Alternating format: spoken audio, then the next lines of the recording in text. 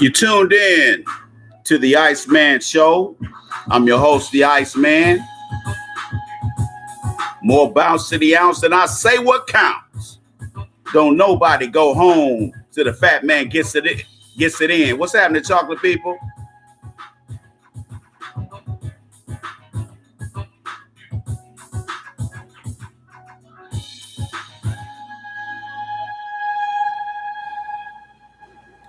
Yes, y'all. Everybody throw your hands in the air and wave them like you just don't care. I am your host, the Iceman, and welcome to the Iceman Show podcast. I might have to put this other fan on, man, because it's hot as hell up in here. It's so hot in here. When I got home, I saw the devil sitting in the living room, fanning itself.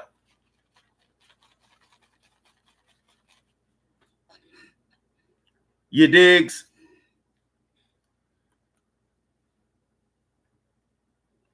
Let's get it cracking. I'd like to welcome the Iceman Show family to the table. I'd like to thank all of you for joining us, because without you, there is no Iceman Show. And without the Iceman Show podcast, there is no Iceman. Can you dig it? So I want to thank you for spending some time with the Iceman himself, a.k.a. Scotty Pimpin, a.k.a. Eddie Kane Jr. Can you dig it? All right now. Holla at your boy.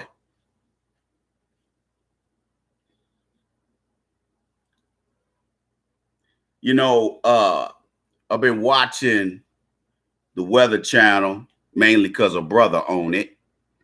But I've been watching the Weather Channel, and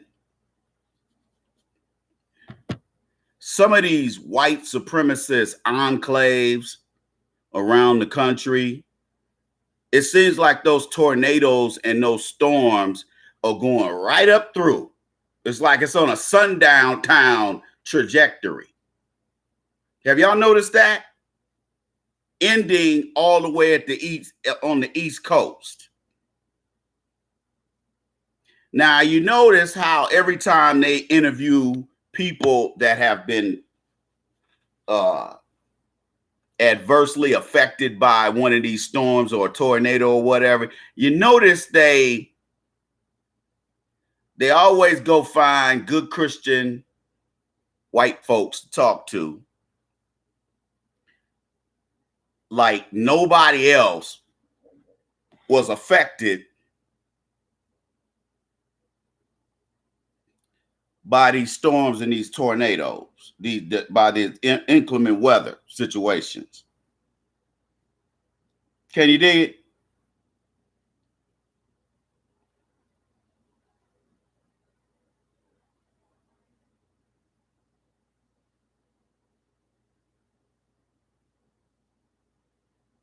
Can you dig it? All right.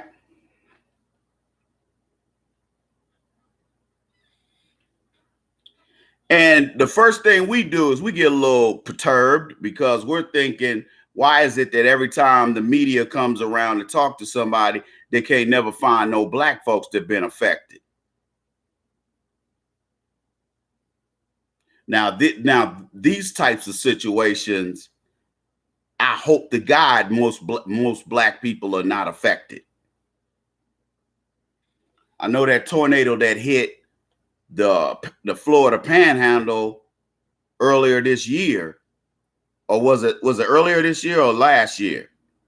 That one that tore up through Alabama, Florida, Alabama, some parts of Georgia. That's tore up all them little mayonnaise communities. Just got all up in the mayonnaise. You digs?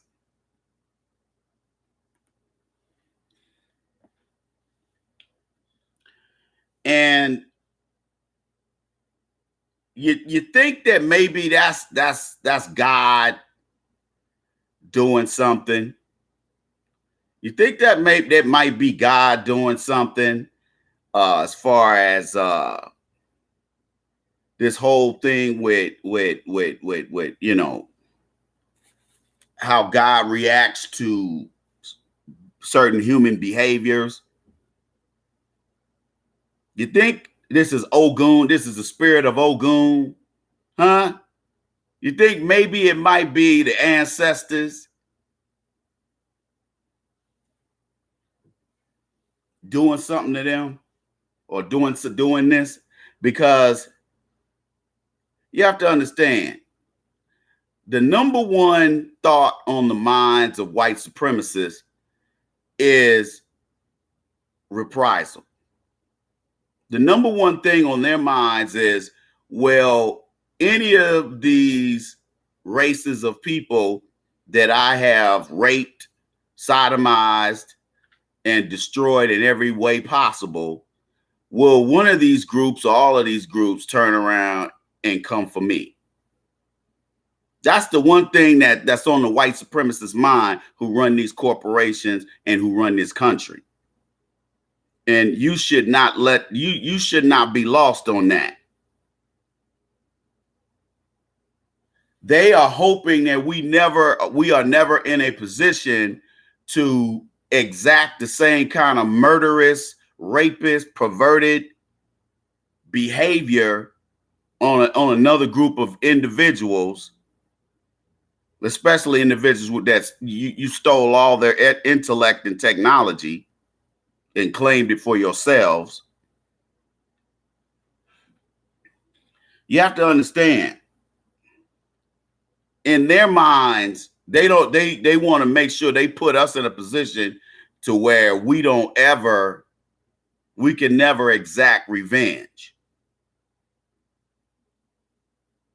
That's the one thing, and it would be justified if we did to them what they do to us.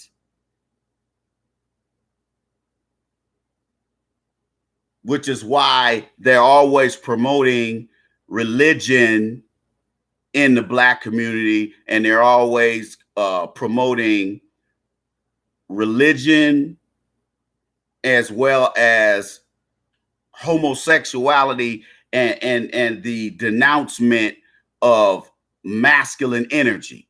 So you have to understand, the number one reason why the Black man is hated all over the world. I'm talking about the American Black man. No disrespect to our African brothers. No disrespect to our Caribbean and Latino brothers. But real talk, the Black man, no matter what part of the diaspora he happens to be in, he is hated because of his swag. He is hated for his swag. Have you ever noticed a well put together brother and how regal a well put together brother look? How much how much attention he garners if he's got that really nice suit on, his dome is cut, he got a fresh cut, got his briefcase, he ready to go to work, get on the train. He like, hey, how y'all doing? He's always respectful, look good, he shaved, he got his little aftershave on, got his little cologne on, he always smelling good, freshly showered, the ladies love him. He's athletic. He loves to work out. He might puff on a little, he might smoke some trees every now and then.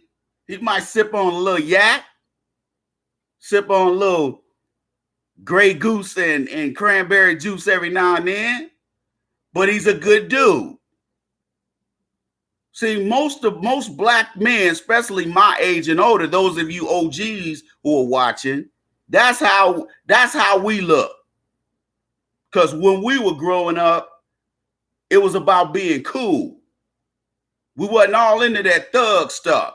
Guys who were in that thug stuff stood out. You either a jock, or you were just you was just a dude with swag, or both. That's how that was the get down. Those are the guys that got the women. The cool brothers with swag and the athletes. Okay? Real talk.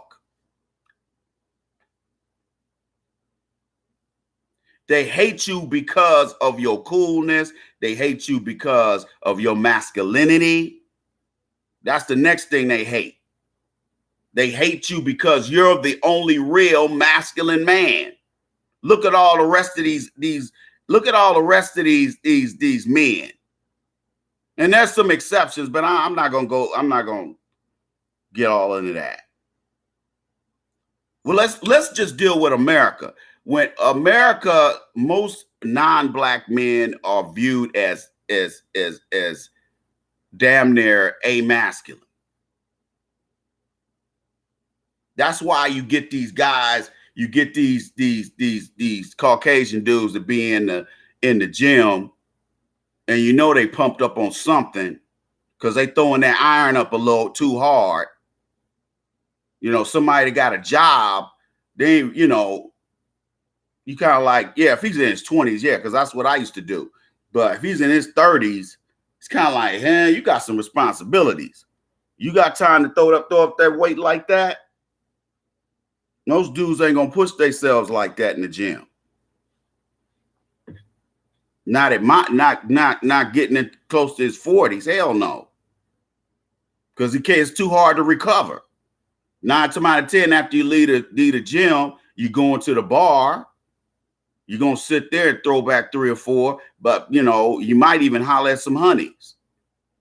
You know, that's all. That might be a half the night affair. By the time you get to bed, it's 1 o'clock in the morning. You digs?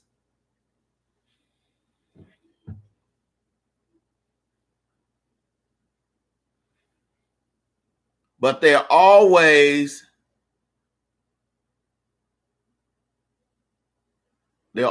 afraid that their actions will cause the reprisal and revenge of mainly us, but to a lesser degree, these other so-called white races. Because you remember, they have done the same things to them. The only difference is shadow slavery. That's the only difference. They may have enslaved other different tribes within their country or within their geographical area, but not the way American and European chattel slavery was, to the extent and the numbers of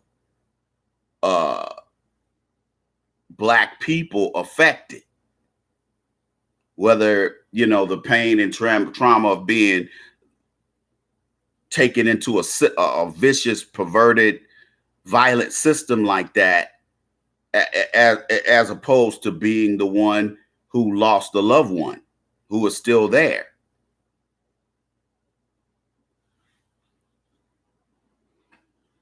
You know, brothers, especially a lot of brothers that I'm Facebook friends with on my other Facebook page, on the Iceman Show podcast page. The one thing a lot of the brothers be saying is they post a lot of negative stuff about black women. And while I do understand their frustrations,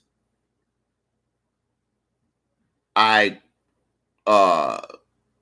get on them about their lack of action or inaction of being leadership material. You know, a woman, black women don't know how to follow black men because of feminism and all these 50 years of disrespect for the black man. That may be the case.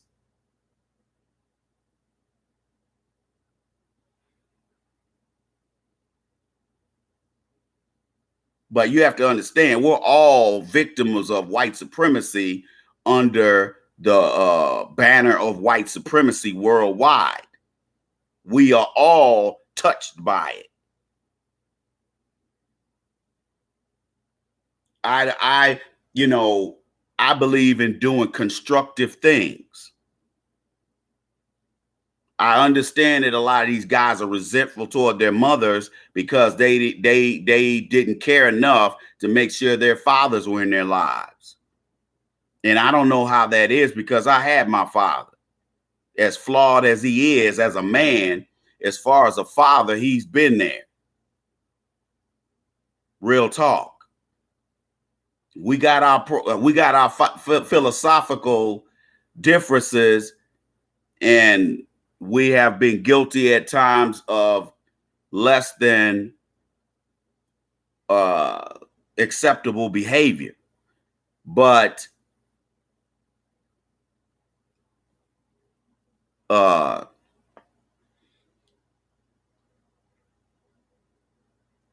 I appreciate having a father, even though, like I said, I have my problems with my father, a lot of stuff that he does.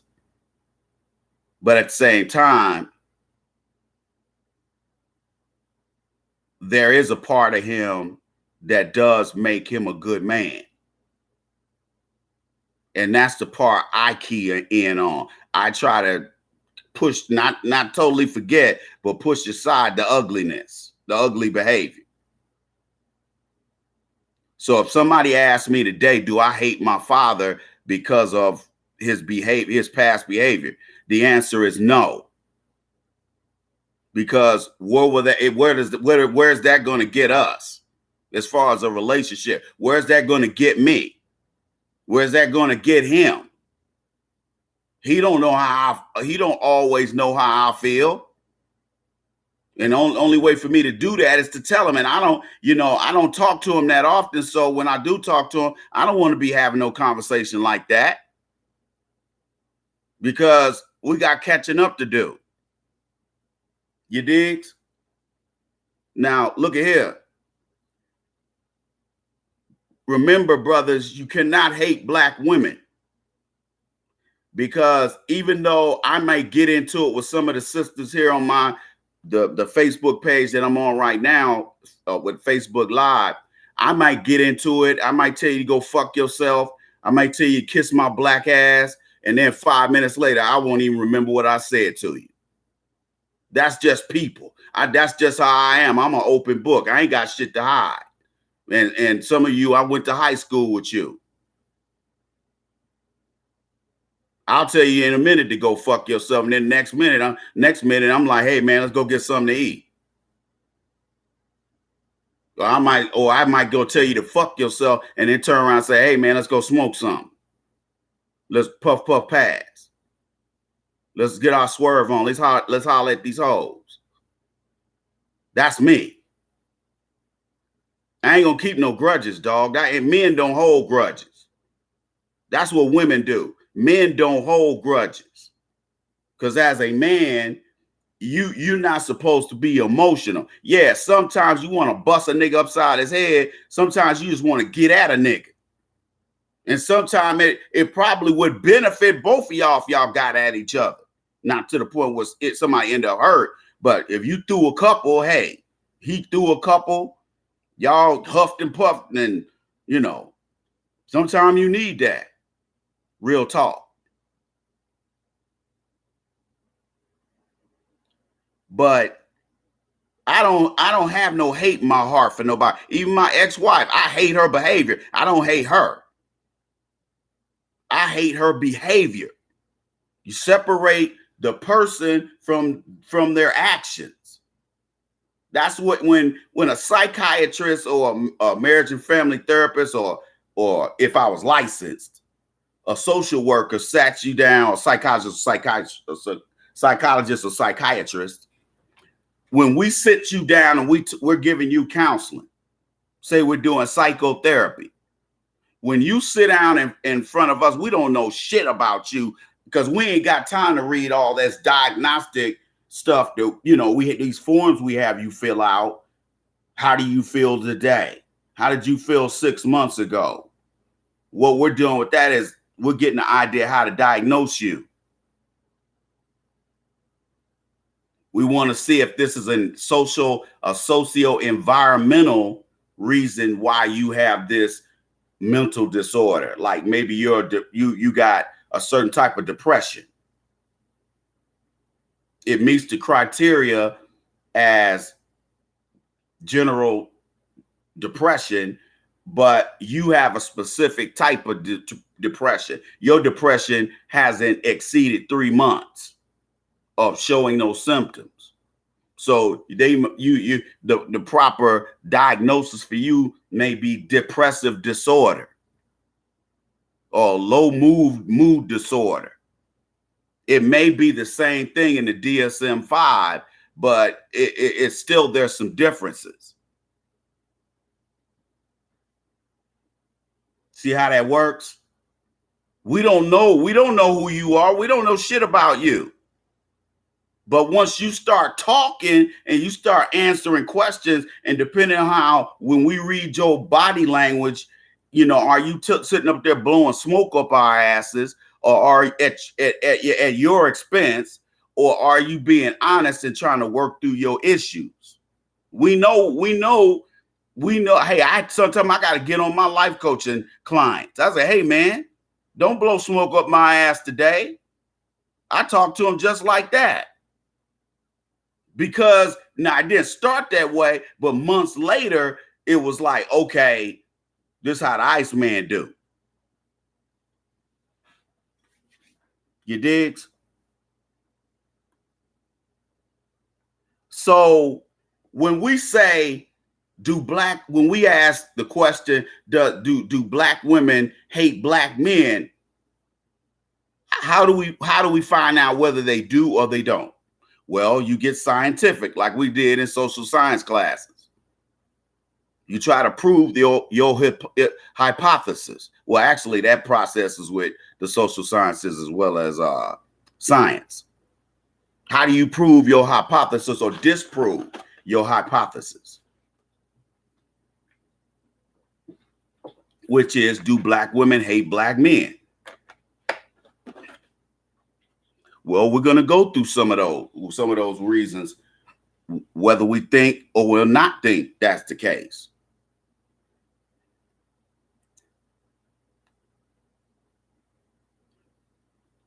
Black women, when she looks at black men, she sees what she wants sexually. You'll find that most sisters don't have that much of a complaint about a black man. They'll take a thick ass Biggie looking nigga over a cute white dude. That's how deep race runs for some sisters, not most. They will take a brother look like Biggie over taking a cute white guy. Even though the white guy may technically look better than the brother, he ain't black. And that's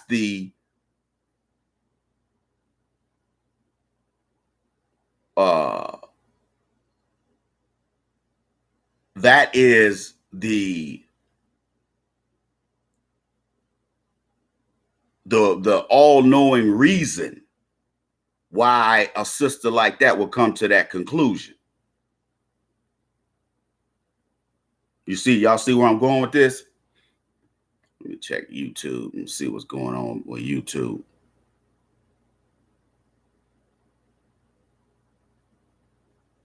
What up, B the Great B?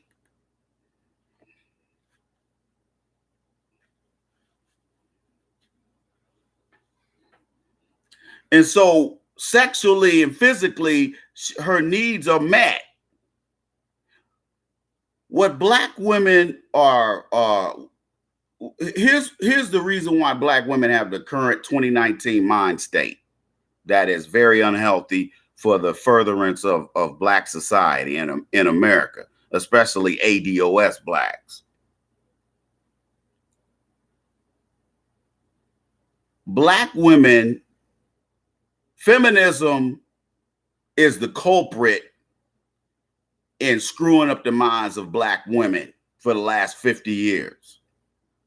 But that isn't the only thing. Now, I talk about ad nauseum about feminism on this show, plus my second book, The Dating Bible.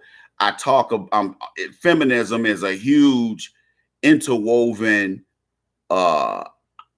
social ideology throughout the book thus far. And by the way, The Dating Bible, my second book, will be due out probably later on in the year 2020, next year. So be on the lookout for that. But while you're at it, get this, my first book, The Game of Life According to the Iceman, Volume 1. This is my first book. Check this out. I talk about everything: psychotherapy, racial identity. We talk about dating in here. We talk about socioeconomic issues, political issues. We talk about white supremacy and how it affects you and how it affects you socially and how you socially behave. So get my first book, The Game of Life According to the Iceman, Volume 1. You can either get this at asktheiceman.com, scroll down to the add to cart button, or you can get this at Amazon. So anyway, the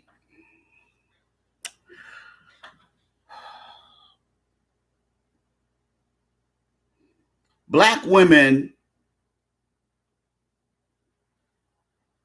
have a disconnect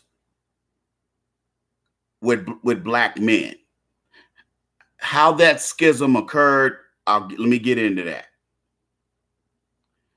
See, what the white supremacist puppet masters were able to do with Black women over the past 50 odd years is they have been masterful in convincing Black women that they are above the value of Black men.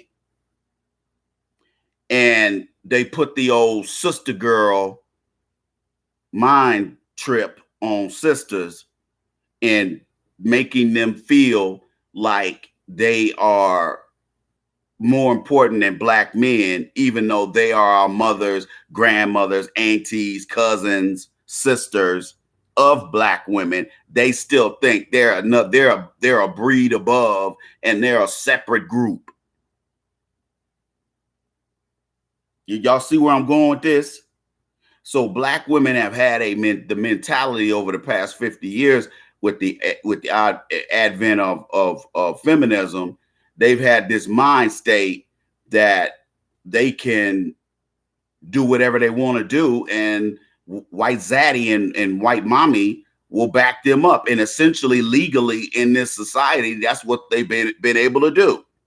And it has turned Black women cognitively into monsters and threats to black male survival. Even the Black males that are in their homes, who come from their womb, they still have the same contempt.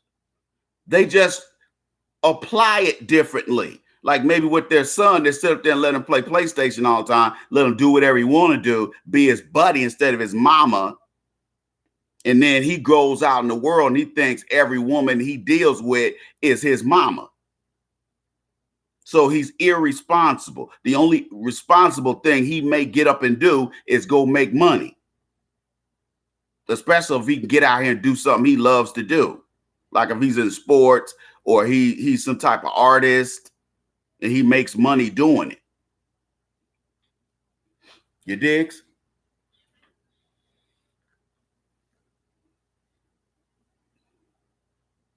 So what Black women did, which is what Asian women did not do, and what Latino women did not do, and what Native American women did not do, which was not separate themselves from their men, because when they need their men, i.e. in 2019, our men aren't there, particularly because they have been vaginated by female politics, or they're LGBT, or they're heterosexual, but they are ineffective and weak and powerless, and are comfortable being in a powerless position. This is what makes up black male society. So when sisters are out here getting their heads whooped, they either talking about World Star and they filming it, or they're just standing around watching and not intervening. Because even if it's a man beating your ass, if it's one of these Asian, Latino, or Caucasian men out here whooping up on you like they have been over the past few years, and definitely the last few months, this is why black women are getting their heads whooped and brothers ain't doing nothing. Most of us don't know what to do. The rest of us don't give a fuck. That's how that go. All right, sister, you sister girl, you over here with white zaddy and white mommy getting nigger trinkets and letting the child support people get on our asses, and the jailers and the judges and the prosecutors get on our asses while you stand by and help them. The whole ship sinks when you got, like they say, you can judge a man by his woman. If his woman is out of pocket, undisciplined, ridiculous, mouth almighty, players are going to look at the man and say, what's wrong with him? See, that's old school, nigga. See, I came from that era. Your woman was either an asset or a liability. There's no in between. If you my woman, you represent me. If I'm clean and I'm always, looking like a straight up player, and you looking raggedy or you acting raggedy, but you fly physically, people still gonna look at you sideways. Damn, hey, man. Hey, Petey, let me holler at you, man. Well, what's up, dog? What's happening? Hey, man, look at here, man. The player's been talking, man. You need to check your woman, man. What's up with your woman, dog? Your woman out of pocket.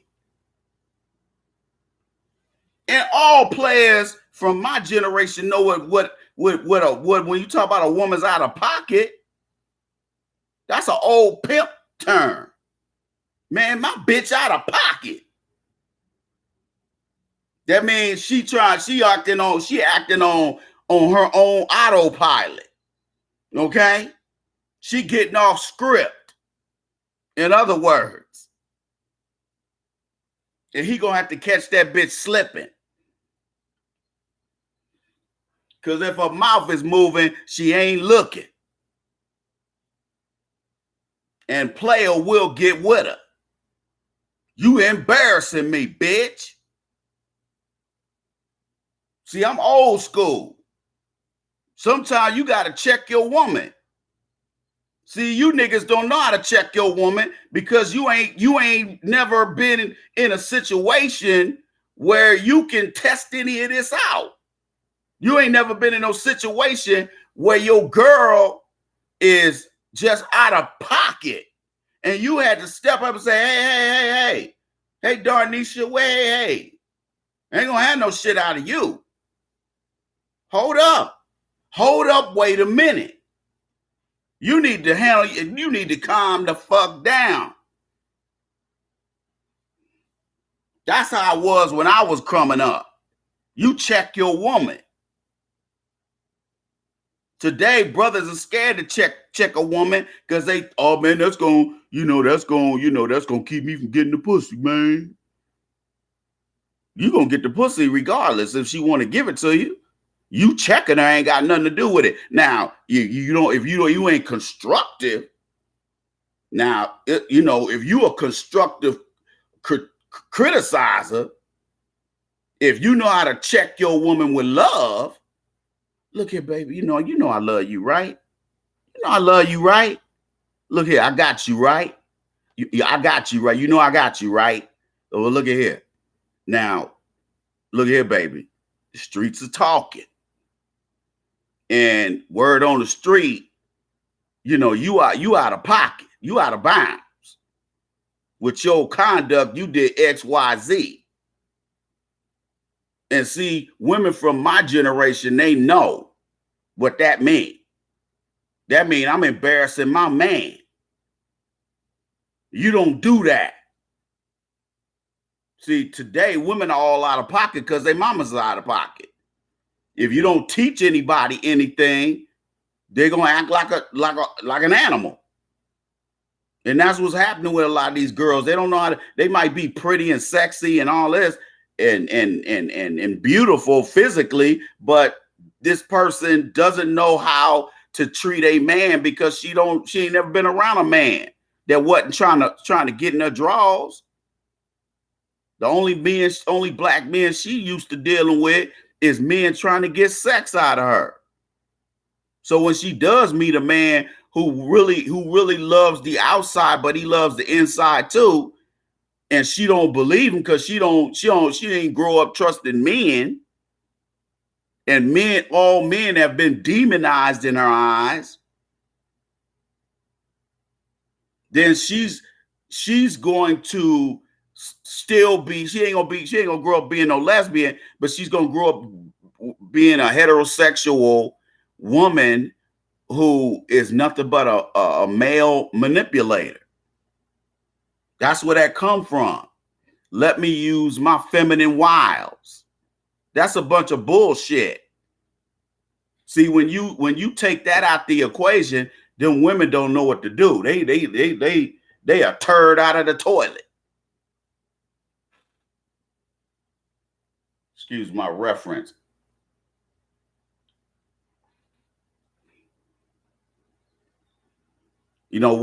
Caucasian women are the biggest hypocrites.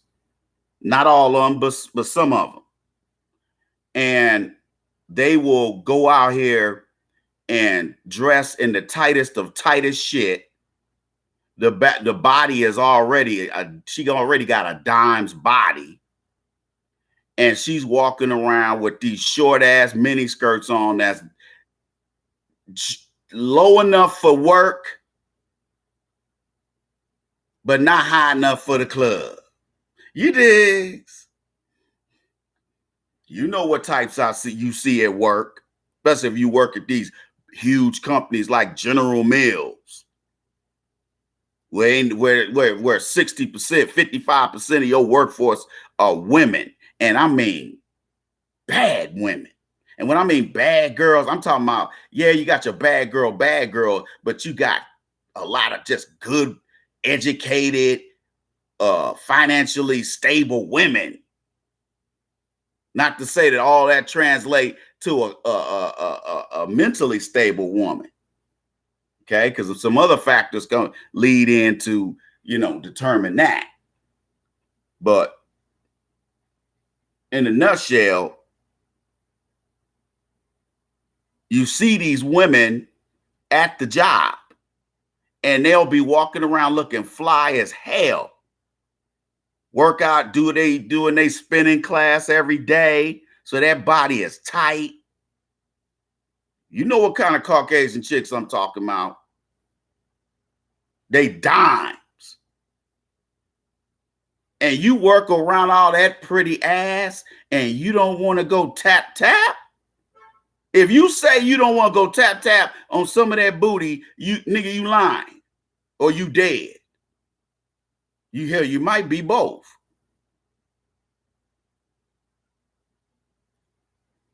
Somebody gonna spit More males, but some even some females.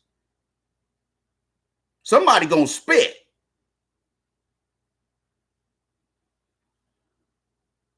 And these women are like, oh, these men just sexualize me.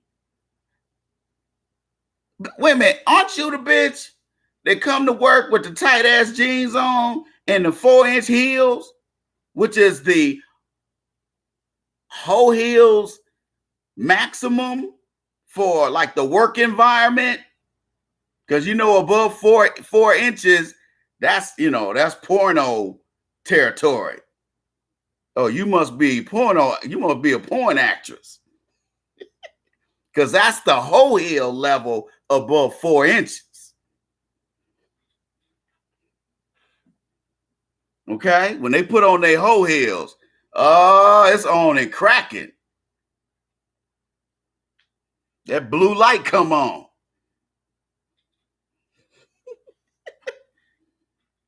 Sell, sell, sell. Okay? Y'all don't even know. But look at the socially cultivated types of black women who have evolved over the last 50 years. We don't have any more big mamas. There ain't no more big mamas. Big mama now is the 38-year-old grandmother. Okay? That acts like she's 15. She's the 38-year-old grandmother that go to the club with her daughter and her nieces. And be like, hey, Gregory Abbott, hey, Billy Ocean, love zone, in the love zone. And y'all go to them old school club, they be playing that old shit. That shit sound good though.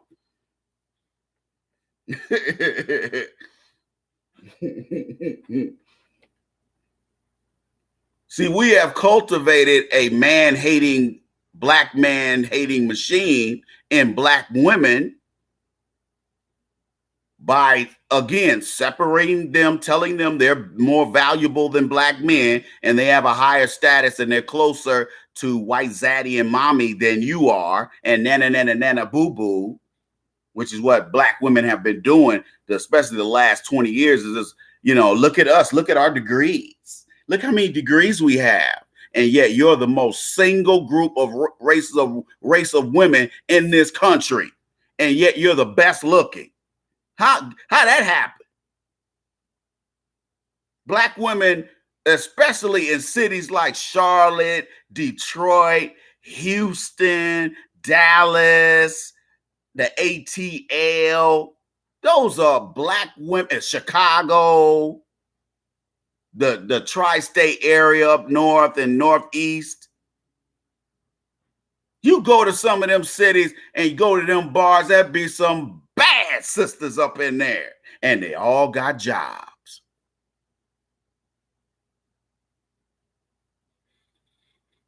The third way they help black women, made black women separate from black men cognitively and socially, was that they told black women, they gave black women resources like welfare. They started letting black women get welfare in the late 60s. Before that, you dare take your black ass down there. Those white women like, nigger, get out of here. We don't give welfare to niggers. Black women didn't really start getting welfare until that LBJ got in the White House. That's when black women started getting access to welfare and Medicaid.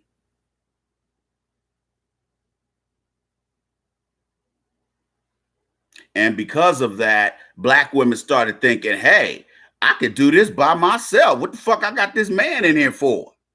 I can't get these benefits with his ass here. He gonna have to leave. So what a lot of sisters started doing is they started ending relationships that they should have cultivated. That's when black women first start having that ADHD when it came to keeping their attention in relationships. Black men, tell me I'm wrong. It's hard to keep a black woman focused on a relationship and not sabotage it. It's hard because that's all they've seen their mothers do and their aunties do is fail with men, but yet they up here having out of wedlock babies who are going to be starved for love and attention because they can't get it from both of you near or the same time. That's what keeps them. That's what makes a child feel secure, is having all his parents, not one. Although studies have shown that strong male masculine fathers, the kids still come out way better than they do with the well-adjusted female parent. Did y'all know that? There's something about that male energy that the sons and the daughters reported that they would rather be with their dad, especially if they're close to their dad. They would rather live with their dad because they know dad's going to want to do fun stuff. Dad's going to, sneak in, okay, you guys can eat ice cream when you come over here. It's little stuff like that that makes your kids love you to death. And remember that fun childhood. And you, ladies, when y'all take that away from them by so you can get nigga trinkets, which is what child support is, nigga trinkets. First of all, it's temporary. Secondly, it's a low ball. You're taking from the same pot. Even though you two have your own residences, you're two entities that came together and had a kid.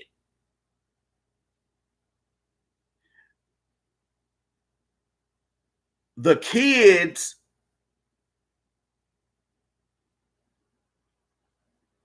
the kid has to get nurturing from his mother or her mother, and discipline and some nurturing from the father, and guidance and a few other things.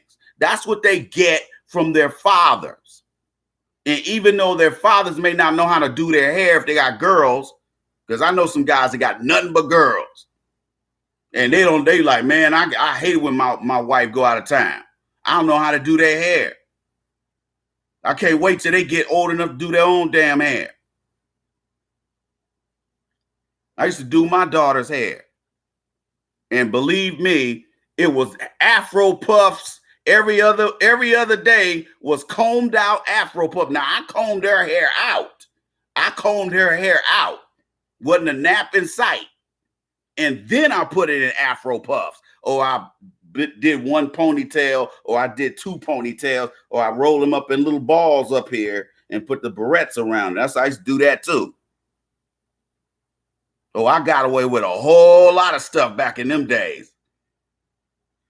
Because sometimes I used to work at night. So during the day, I would watch my daughter because she was the only kid we had at the time.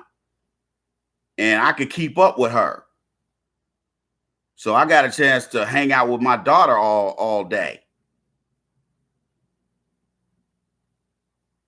You digs?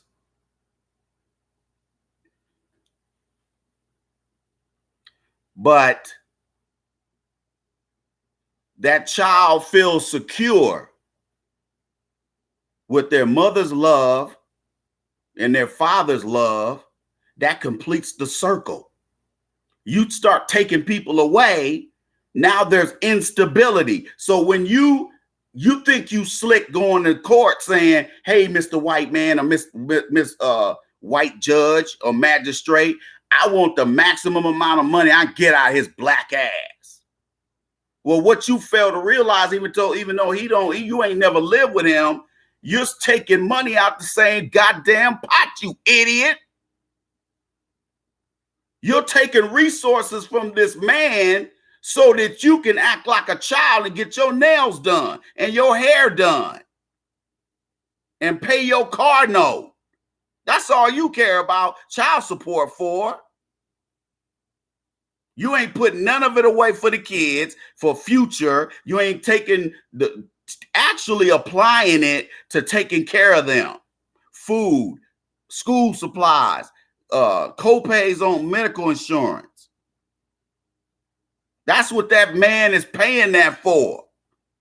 So he don't have to necessarily, well, the court is telling him if he's the custodial, if he's the non-custodial parent, that means that he has no control or very little control over what the woman does, thanks to the judge. Black robe, white justice. And that's why black men don't like going to criminal court or family court, because we always get screwed. That's why we decree the family court system and the criminal court system or criminal justice system. It ain't just because we just complaining for the sake of complaining. There's a reason. There's a real reason why there's a grievance. And but you playing dumb. Big Scooby-Doo looking mug. Everybody hit the Cash App. Got the Cash App popping. My Cash App ID is $ the Iceman 1906. Or you can donate at asktheiceman.com. Scroll down to the donate button and donate your $5 there. All donations are 100% tax deductible on your 2020 taxes. So I want to thank you in advance for your donation today. Do black women hate black men? I'm laying the groundwork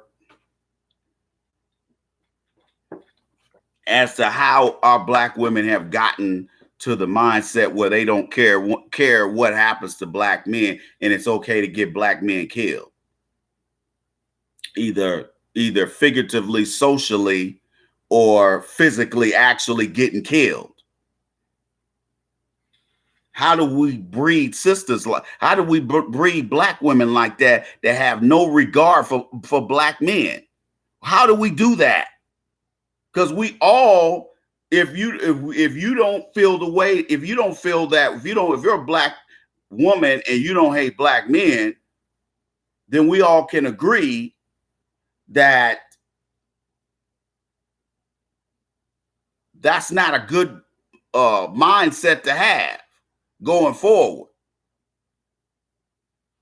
Remember, collectively, we get held back or we advance together, whether we all like it or not.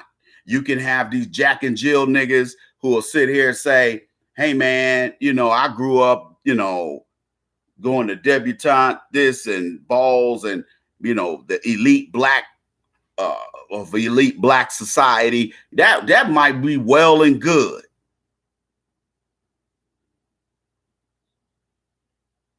But we all either party together or we suffer together.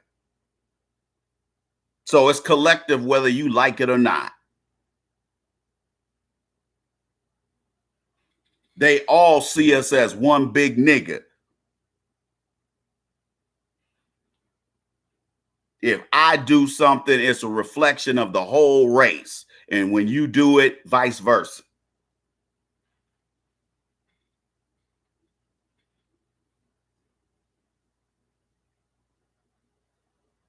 You brought it on yourself. But black women have been misinformed, and the rest of them are uninformed and don't care to be informed. That's that selective stupidity. It's called ignorance. I mean, yeah, stupidity. That's where the BET generation comes from. The black women who don't have no jobs to sit around. I'm talking about when black BET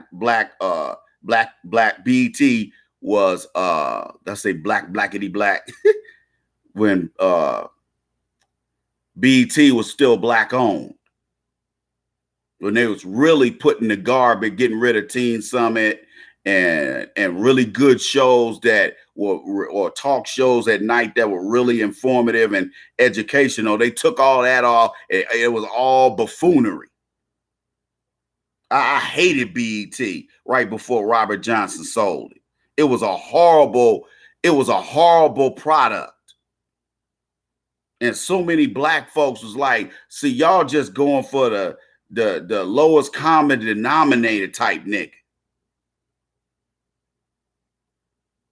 That was a conscious decision to do that. The president of BET had the nerve, that woman had the nerve to sit her black ass on national TV talking about they didn't have any choice but to turn to buffoonery. She was like,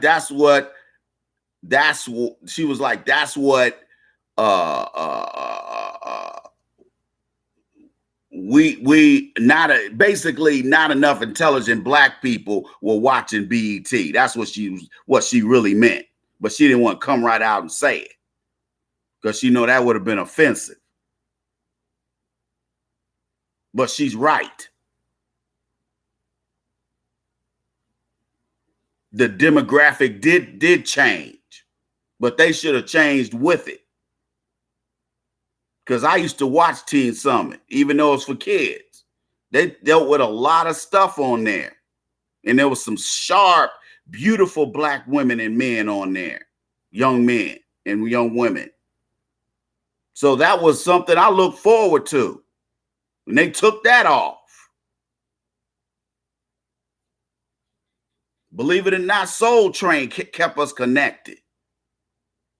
Even once Don Cornelius, kind of start stepping back.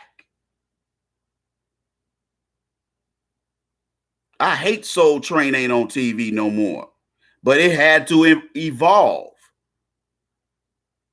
And it had to be handed over to another generation that could do something with it. Hopefully his son or his grandkids will do something with his estate. Because Soul Train should always be in the lexicon of all black people in the whole diaspora, not just North America. But we have a special affinity for that.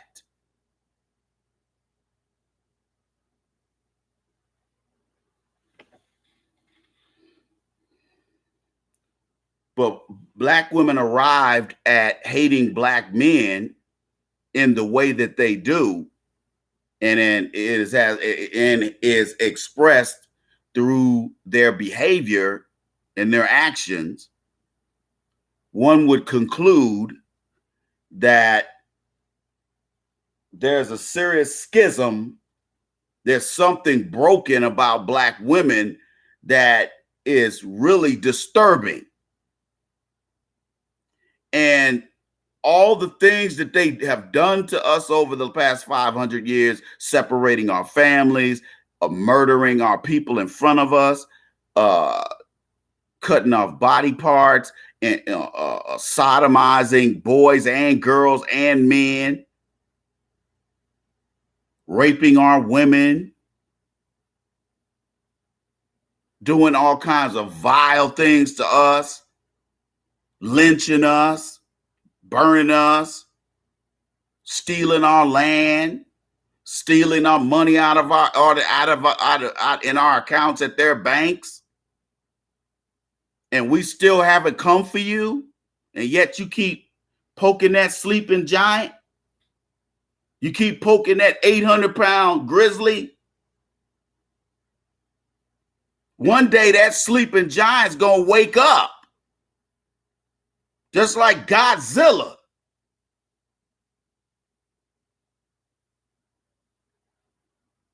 That sleeping giant is going, that he's going to rise up, and all of the other males of other races are going to have to bow down because the sleeping giant has awoke and he is ready to take his rightful place on the throne. And that's why they are trying to throw the kitchen sink at black women, but also black men, especially when black boys are growing into black men. They want to throw all this sissified LGBT nonsense at you. They want to just, deprive you of resources. So you grow up with less than or none. And you grow up with that scarcity mindset. See, I have an abundant mindset. I see the world as an abundant resource. You see the world as scarcity because you grew up with inconsistency in diet, food intake. Your health was never a major concern. Your social and your emotional well-being was never important.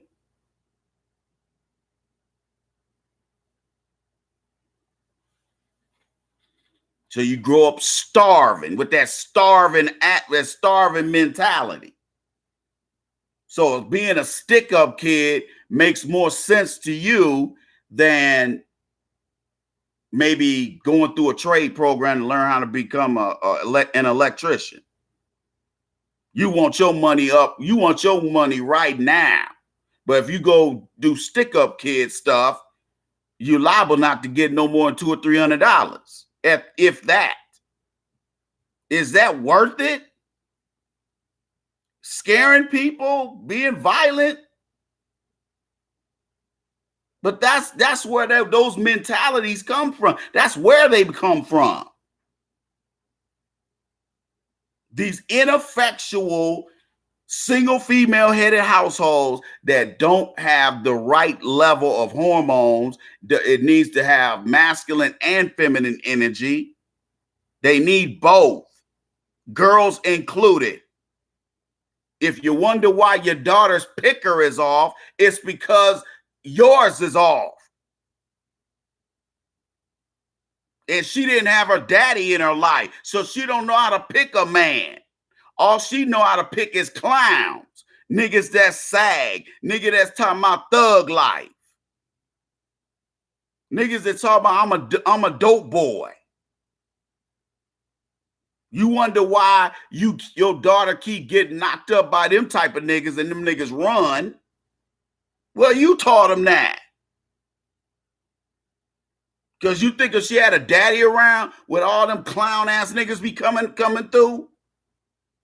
No. Because the first nigga would have told the second nigga, and the second nigga would have told the third nigga, fourth nigga, and fifth nigga, hey, her pops is no joke. That nigga is down the ride. He will thump you with them things. The word's gonna get out, player.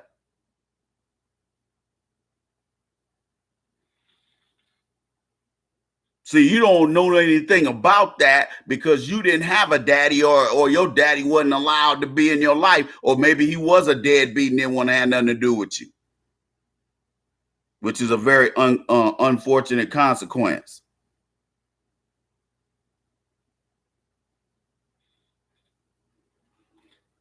But because of all that one-sided estrogen energy that these boys and girls get, they both grow up, looking at black. If they do come across black males who are authority figures, they make sure they're either the passive aggressive clown, annoying clown that won't stop acting dumb, or they're the straight out hyper aggressive thug.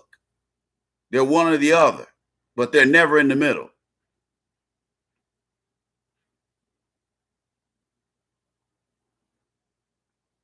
That comes from being around nothing but women, because he can do whatever he wants to do with women. His mama let him do what he want to do. His older sisters let him do what he want to do. They treat him like he a king because he's the only boy.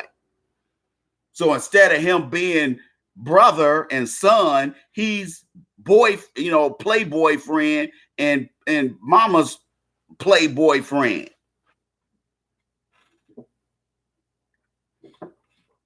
We're talking in terms of Freud here. Stay with me. They sexualize him and to a certain degree memorialize him as a juvenile for the rest of his life. So even when he's 40 and 50 years old and he got a trail of 7 or 8 different baby mamas, all their mama, all the sisters and aunts and all these women, all they think is it's cute what he is. But he's a clown, and he's a non-participating clown who is a liability to Black society, to brothers like me and sisters like me who are out here doing things out here on the streets.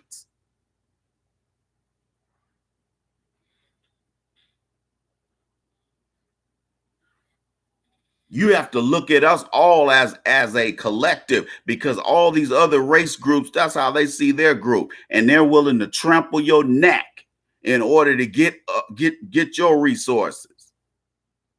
That's just the way it is in America. It's dog eat dog, and we are the big dog. We just don't want to act like it. We are that pit bull.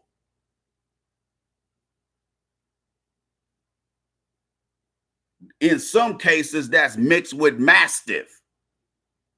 So you got a 200-pound, damn near double, twice the dog. And some people got dogs that big. I used to date somebody that had a dog that big. That motherfucker was about 200 pounds. And he would go sit on one of the lazy boys. And if you try to tell him to get up, because the house, we had the air conditioning on, he didn't want to go outside in that heat.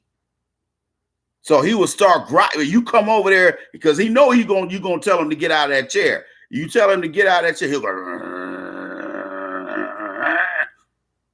and it gets louder the closer you get to him. And dude, with a big ass dog like that, man, I was like, hey, he ain't my dog. Because she was like, tell such and such to go outside. And I came in there, I said, hey, and he kind of looked at me. He gave me that real beady-eyed look like, yeah, you better bring your Black ass over here. I'm Black too, but it ain't gonna be about race, nigga. And he was just looking at me, and then the closer I got, he went, and I was like, he was a teddy bear outside. He was just a big teddy bear. He was more like a Great Dane. He was a really sweet dog. He wasn't he wasn't real mobile, but he liked to be pet. He'll follow you around. But he hated to have to go back outside in that hot sun. And where they lived in a valley, so that heat would just come through that valley. Whoo! Just 10 miles of difference. The temperature in that area is 10 degrees lower, believe it or not. Shit is crazy.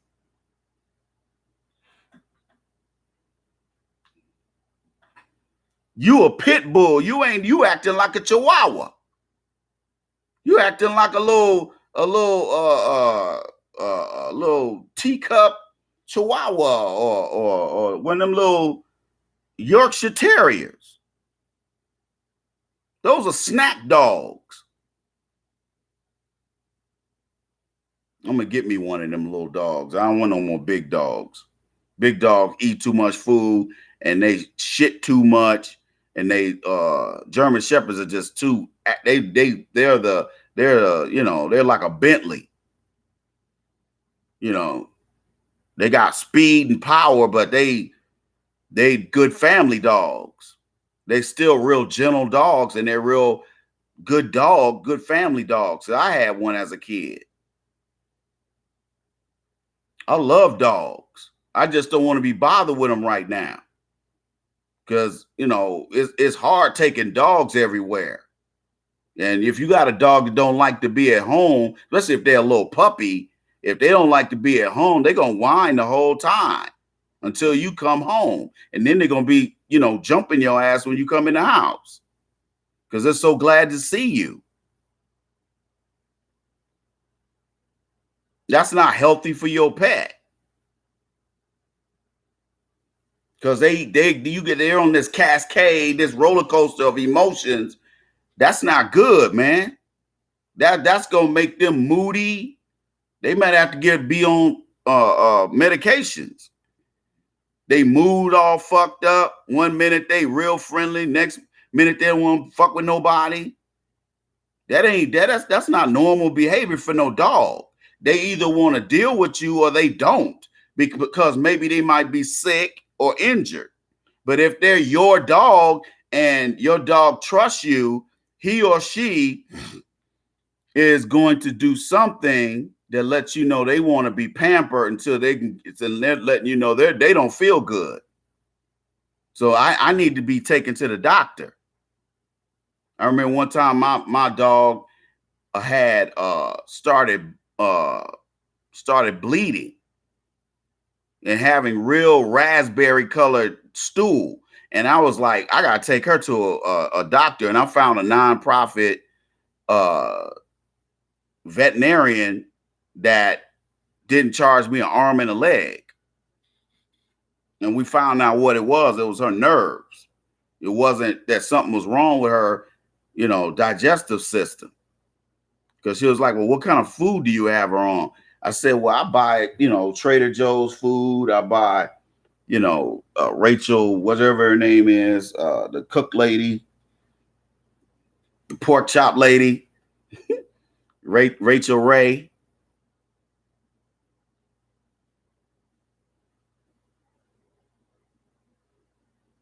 You digs? But that sleeping giant is you, black man and black woman. There are tribes, to tell you how rich our African history is. You had tribes, regiments of black women who were warriors, who fought and loved to fight. Some of them would remove their breasts. That's how OG they were. That's how gangster they were. Some of that was what they used for Black Panther, the Black Panther movie. Some of that stuff is real. Because Stan Lee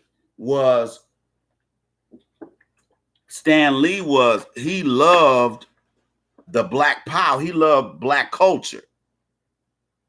And a lot of his characters some of them were Black characters. I think a couple people's like, yeah, in the comic book, that character is Black, or it's perceived to be Black. Just like Superman is really a allegory for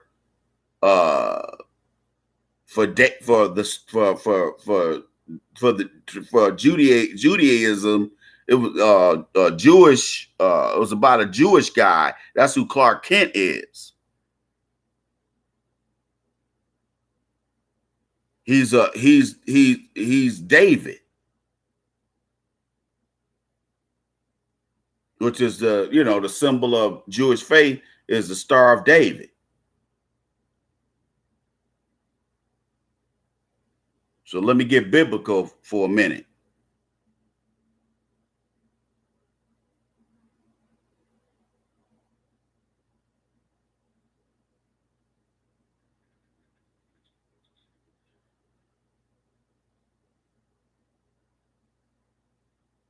So the way they view you is, okay, the black man's not on his job.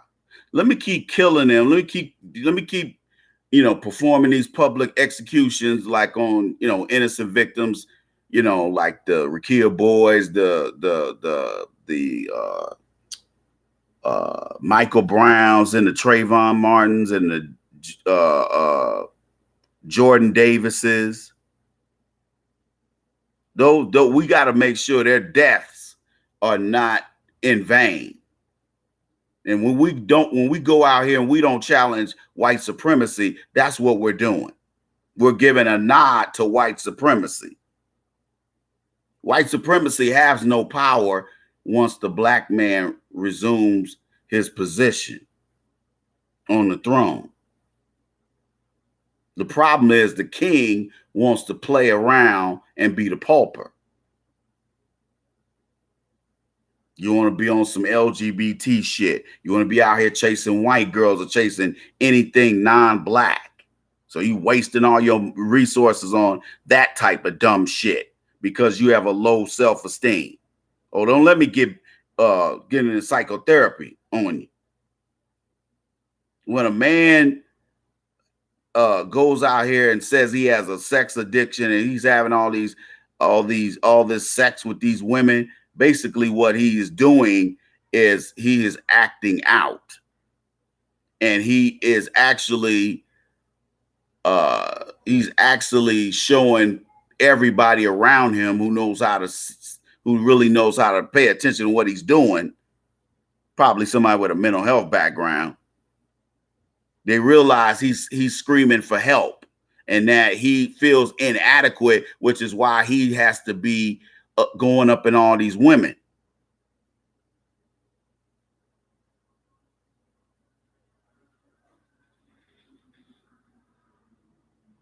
That's a sign of inferiority complex. You're having risky sexual behavior because you don't feel worthy. You have low self-worth. And because of that, you're reckless sexually. Y'all see where I'm going with this?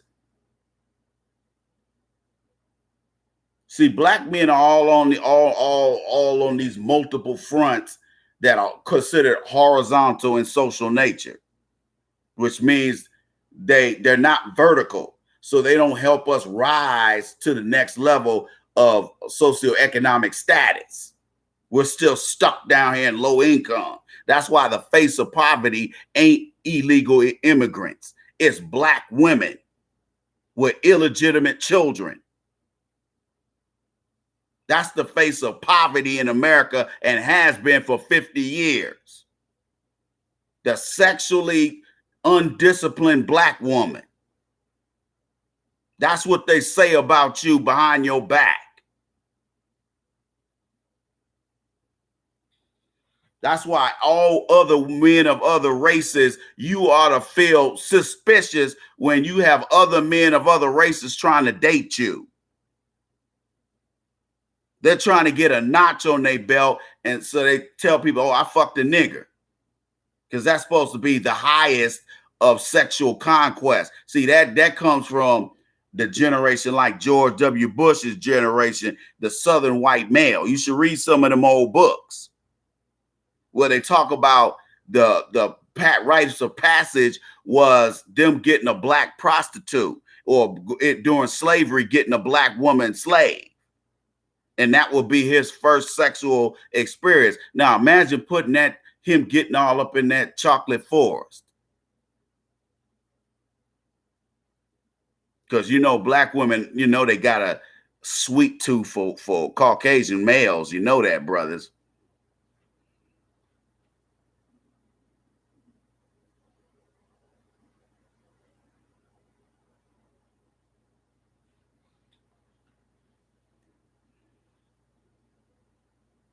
Black women have fallen for the okie doke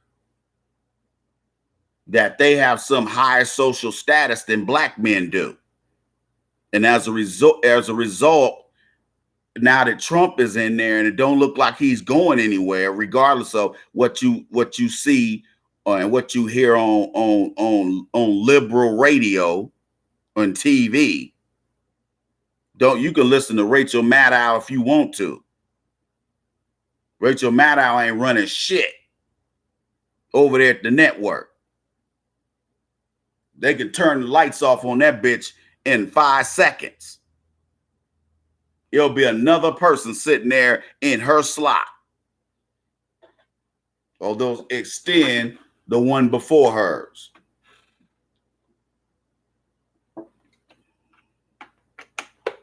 That's why they always have to appear to support every sick ass social thing going on in America. They got to support LGBT, whether they agree with it or not. They got to try to talk that all inclusive. It's all of us together, and there's racial harmony, and but we still want to have the slut walk. That's where that's coming from.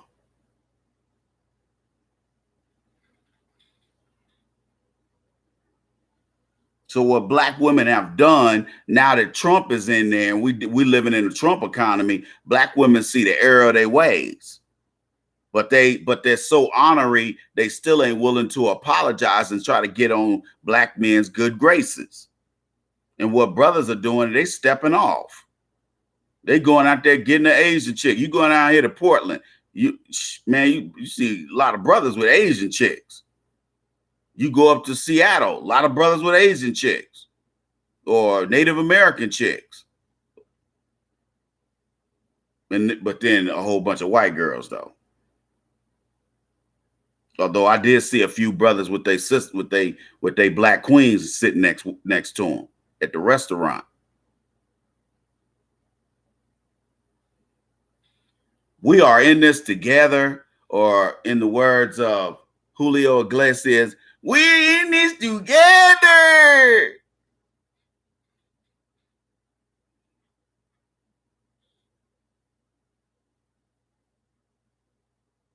We're in this together. And black women, I know you want to be on some other shit, but really, is that constructive? Or are you just looking out for yourself? Because see, that's where a lot of sisters' heads are at. A lot of sisters out here, there's a lot of sisters out here who are just straight selfish. I know, because I've lived with too many of them.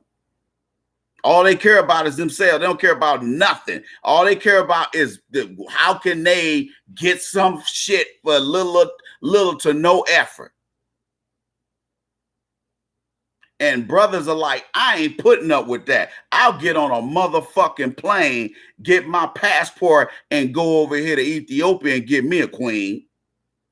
I ain't finna sit up here and listen to your shit, and then you got a bunch of fucking kids by different niggas. I ain't finna put up with that shit. Real talk. I'm gonna go over here to Ghana and get me a queen. Since you want to act like a fucking idiot.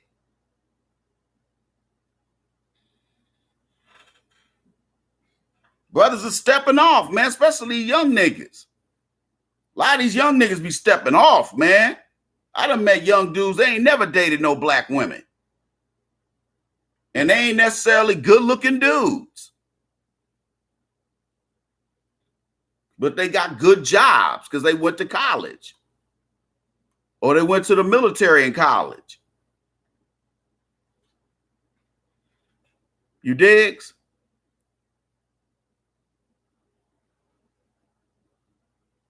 It behooves us to work as a team. Now, like I said, we don't always have to be politically on one accord, but economically we have to be.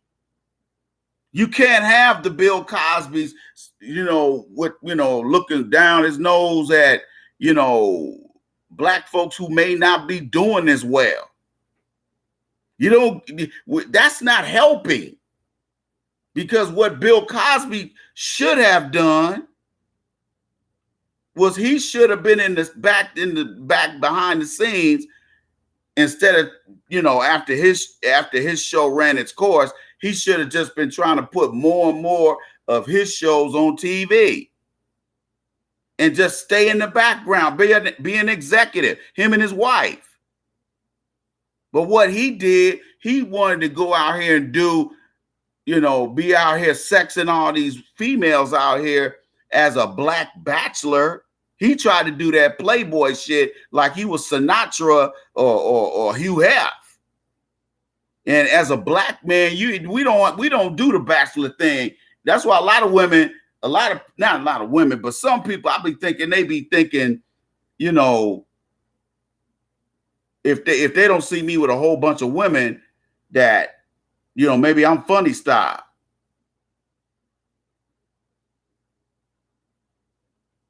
And I tell them, I say, hey, when you do see women over here, you might see, I try to have her be over here as much as possible, but hey, they fuck up. They fuck up. And when they do, I gotta get rid of the bitch. Well, I was wondering why you didn't have her come by. Why I ain't seen her over here in a minute. I said, well, that's why. The bitch fucked up.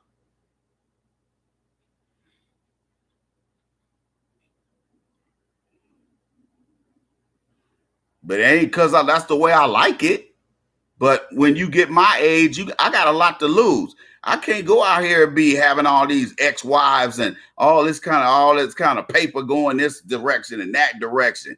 Yeah, man, hell no, not at this stage. Not at the stage I'm at right now. Man, please. I ain't finna ask for trouble.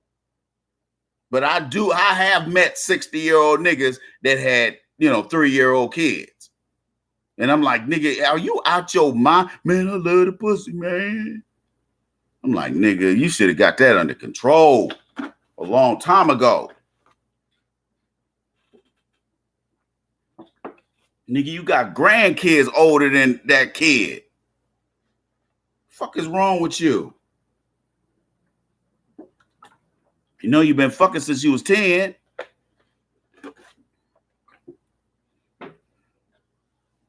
Motherfuckers, man. But it behooves black folk. We ain't got look, get off that. Well, if you don't go to church, I don't want to deal with you. If you, if you don't, if you don't do the things that we do and go to places we go and hang out type people we hang out with, we don't want to deal with you. Shoot.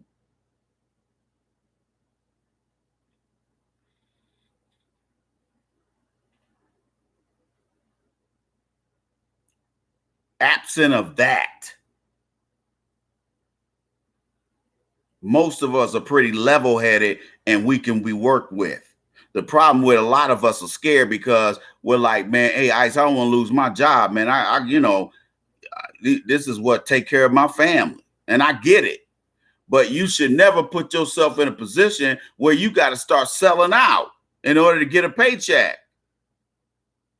Especially when it's your perception that you have to sell out. A lot of the coons, Sambos, and mammies that you have at your job, you have to understand something. They think it's a privilege to have that designation. Whereas me and you look upon them with disdain. But some people have no class. Some people have no level of class. And so you get cats like Bill Cosby, going back to Bill Cosby, you get cats like Bill Cosby, who was married now here slinging much pipe. Oh, he was slinging big dick. Them white men don't like that shit.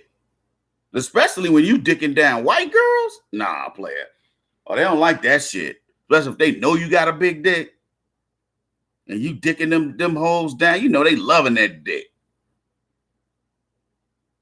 Women love a useful big dick. Keyword, useful.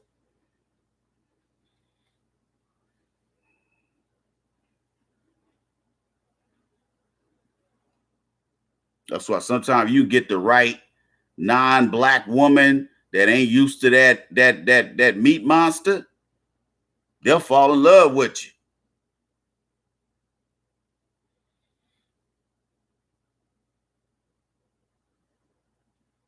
Because I've talked to non-black women who say every time I thought of Leroy, I just cream on myself.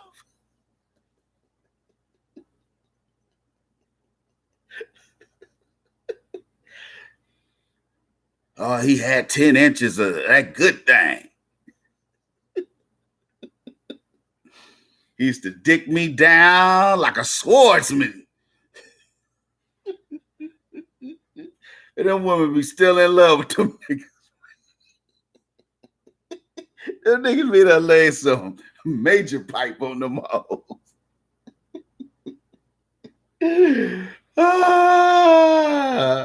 Okay. See, that be them chicks that start after a while, they start reaching for their wallet to keep you around. Oh, I had some of them. Oh, I like them. But hey, that get old. That get old, man. I done had some women, 6 figures, even 7 figures, that, hey, if I was willing to act like a trained monkey, I'd be chilling right now in a $500,000 house on 5 acres, chilling. Family got mad paper.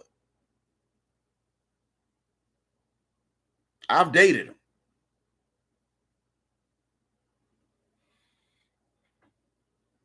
But I don't want to be nobody's trained monkey. Because they're like, look at my project. That's how they present you. When you go to their little dinner parties or their little cocktail parties, you're like, they got the little organ grinder. You're supposed to.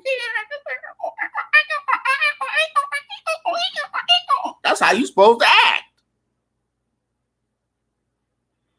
You're the entertainment, nigga. That's you.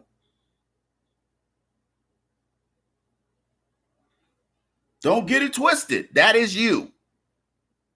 And I didn't like that feeling. Because I wasn't a man letting a woman take care of me. And believe you me, let me tell you something. When a woman decides she's going to be out here taking care of a man, let me explain something to you. Real talk, let's just keep it a buck. She would rather not have to do that. Trust me when I tell you. They get very resentful. And they start getting, the mouthpiece gets real disrespectful after a while. They'll be like, Boris, get me a drink. They'll be talking to your ass like that. Get my mink stole. Nigga.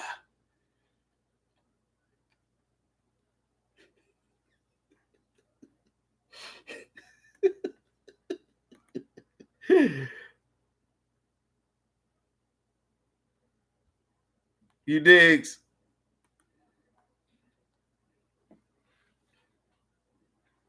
Women choose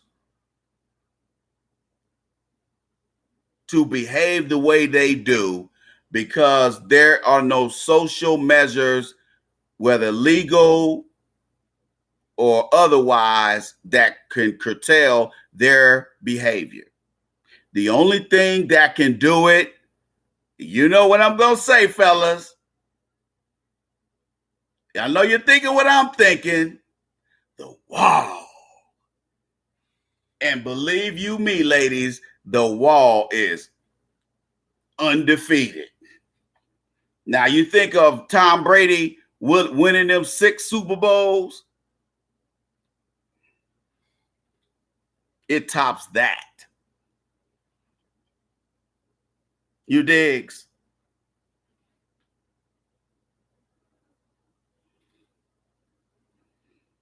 A man,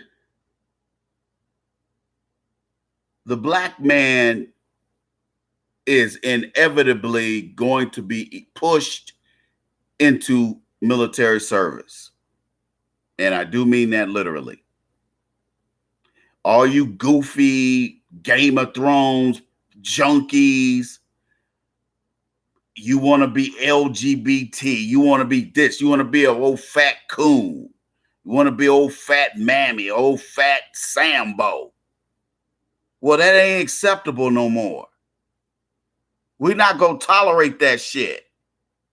One thing you can honestly say about black society, we don't tolerate coons, mammies, and Sambos for too long before we annihilate their asses.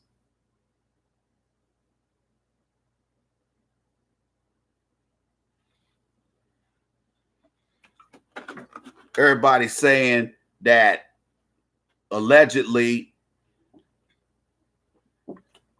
black people have a very, very negative view of Oprah because of her antics. A lot of people are saying that. I don't know how true it is, but I have heard grumblings. Hey man, you know, Oprah ain't to be trusted. Look how she treat black people. Look, she got disdain and contempt for us. She ain't no sister. What is she really on? She, you know, well, you really don't have to look too far past her best friend to know what type of bullshit she on. I mean, her friend Gail don't date black men with all that juicy booty. I mean, she done got old now, but 20 years ago, that booty was juicy as hell. And them hips, and you letting a white man hit that? Like, girl, you out of bounds. A black man know exactly what to do with that there. You digs? Let's not kid ourselves. I know how to handle thick women like that. You digs?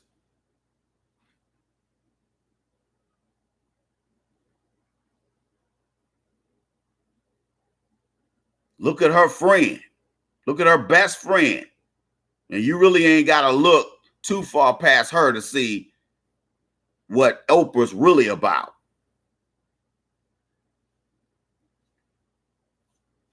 Hell, you don't have to look past that Barbara Walters interview she did where she said she wanted to be white.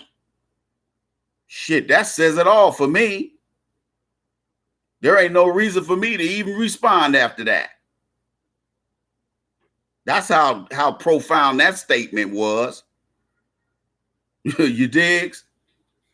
Fuck out of here.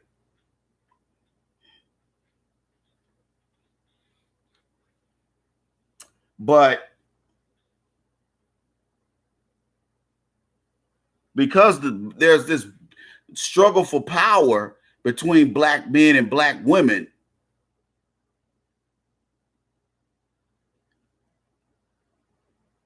and black men have either been trained to be powerless and weak, or to be a Ray Ray Pookie or a Day Day, or to be a nigga nerd who don't know how to talk to women.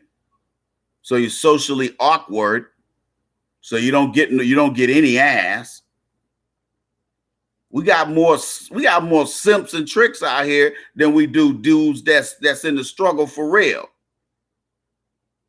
We got vagina begging ass niggas out here fucking up the game. Vagina beggars always ruin the game because they always cheat. You can't never hold a woman accountable. So she grows old learning it the hard way. Like I alluded to earlier. The American society is set up as such that American women, for the most part, especially if they're Caucasian, that different rules apply between them and black women. And black women don't want to admit that either.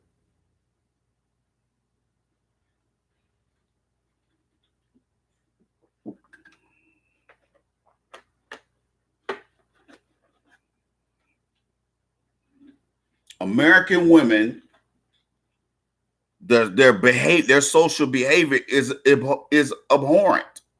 It's abhorrent. It's despicable. American women are the face of whorishness. American whorehouse culture is alive and well and in effect. And I think people really don't care that because again, they say a foreign leader says, show me a nation's women and you will see the quality of the country, the character of the country. You understand what I'm saying? Like, people may look at Trump and feel a certain type of way about his boorish behavior and his, nationalist views, but also look at the first lady and say, well, we do know, hush hush, allegedly, that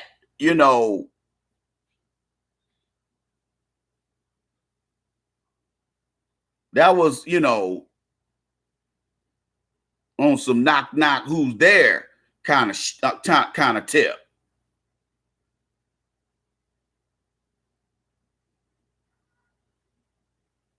But that's alleged. You didn't hear that shit from me. You digs?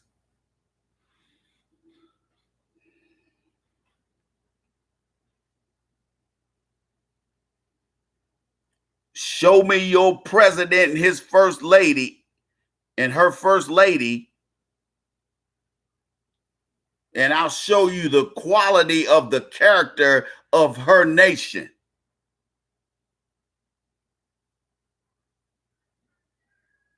If the best we can produce is Amber Rose and Blac Chyna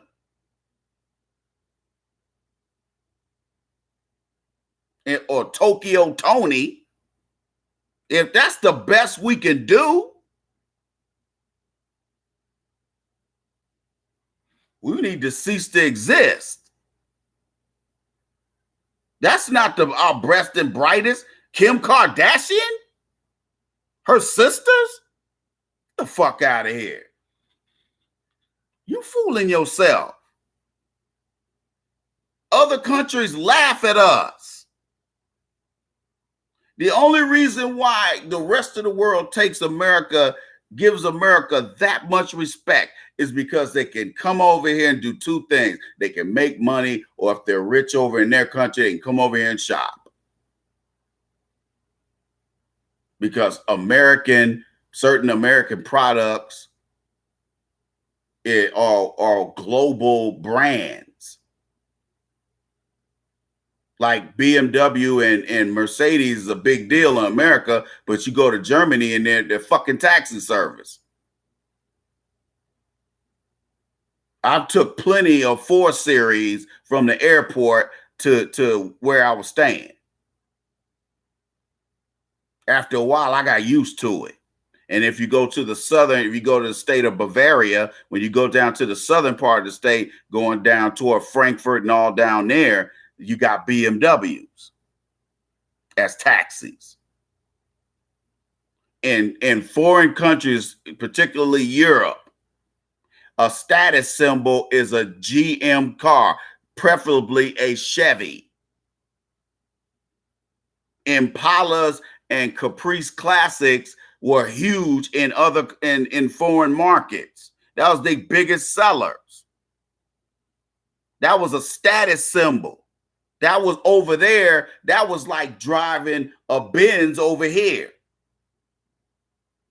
Chevrolet held the market hostage for decades until the economic shift is where they allowed the South Koreans, which is really American money,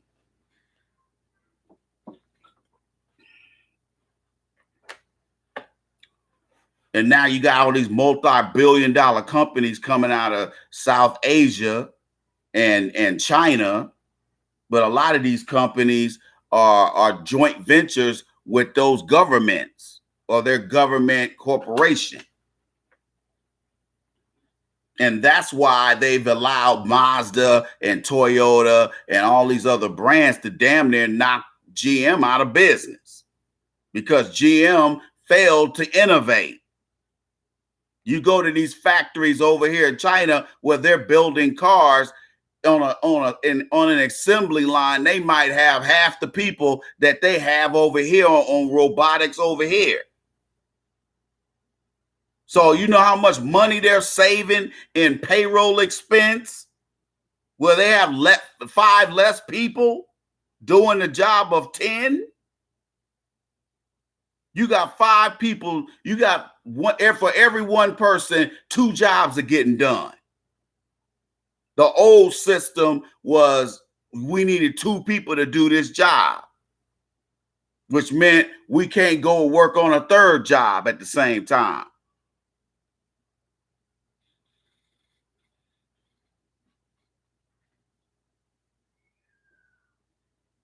That's why once Henry Ford took that assembly line concept from a black engineer, he realized how he could make more Model Ts or whatever they were building.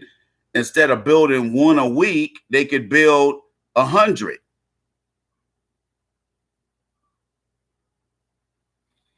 That's how he and Rockefeller and Carnegie and some of these and J. Paul or J.P. Morgan,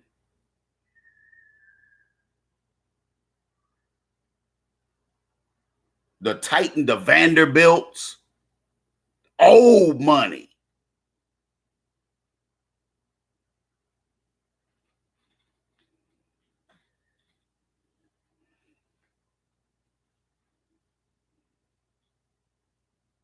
The reason why Caucasians have stayed on top, even though their birth rates are way down, their death rates are above average, and so their race is decreasing by population. That's a known fact. That's why they got to keep wars going every damn year. Oh, we got terrorists over here.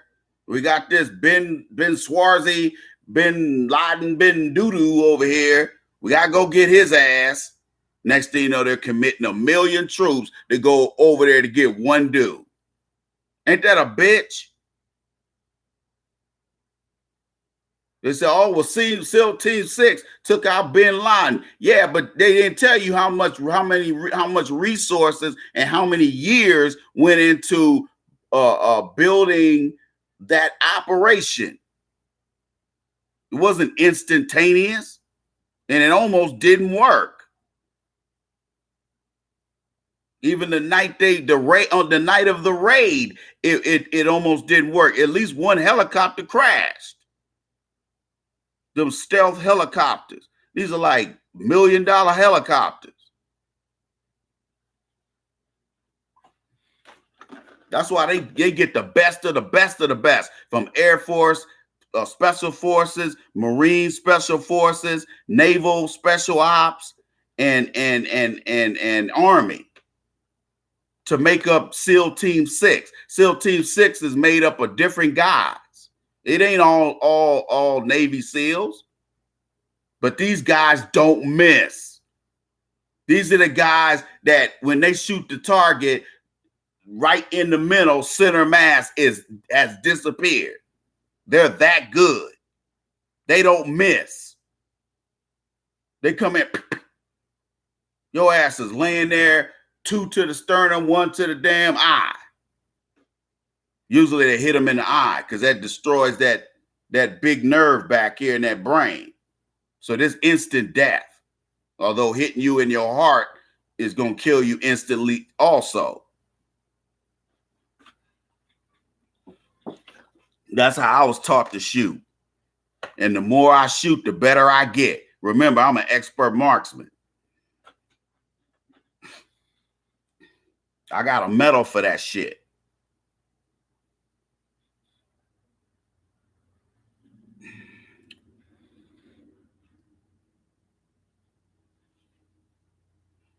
But I was thinking about going to the range this week, going out there shooting the AR and a couple of my other guns.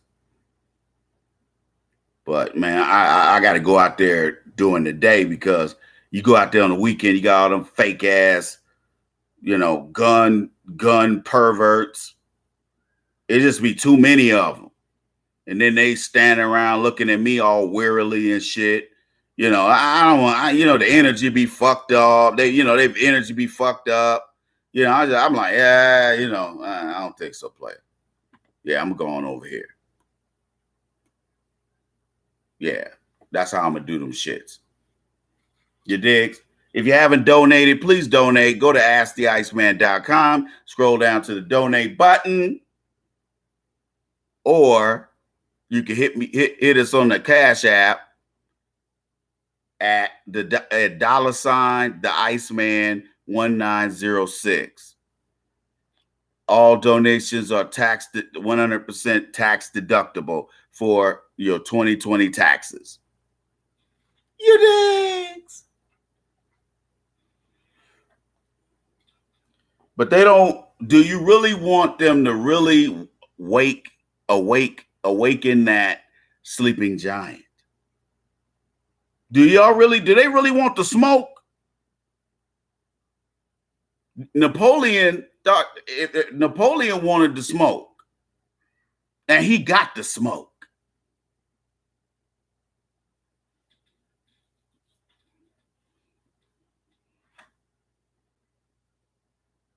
They took their freedom. They didn't ask for it. They didn't sit up there and listen year after year after year of a Democratic Congress telling them every year, it ain't your year, but here's some crumbs. We know we're economically depriving you, but here, take these crumbs. Take these crumbs, nigger. We have been living like roaches for so long, we are used to it. And now we're teaching our children how to live like roaches. A roach has no class. A roach has no dignity. That's why the motherfucker run when the light's on. That's a coward. That's how black people live. Black people live like roaches. And then when you hear a black man like me telling you, stand up, black man, act like a man, stop acting like a fucking idiot and chasing ass, you look at me like I'm a plaid elephant or something. Where this nigga come from? Because you got so many young black men who ain't had no contact with no real man, with no stern man or stable man. All he's witnessed as a long line of clowns, like his daddy. He know how to shuck and jive, but he don't know how to do a motherfucking thing else. Shit. So you hear a brother talking like I talk, it's like, damn, man, where this dude come from? Shit, I'm a fossil, dude. You got guys out here that are my age that are still out here trying to chase tail. I'm like, man, you ought to be, you should have outgrown that shit. If you still doing that at my age, you didn't get enough pussy. That's your problem. You didn't get enough pussy. See, you was out here bullshitting while everybody else was fucking.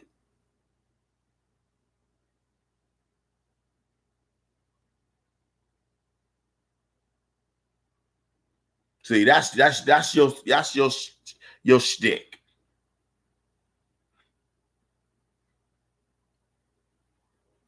Nobody respects a juvenile acting man. But you have to understand, black men and women are still exhibiting behaviors that are based in traumatic cognition. Meaning we are carrying over trauma from slavery and Jim Crow to Jim Crow 2019. Let's get it together, man. We got to do better.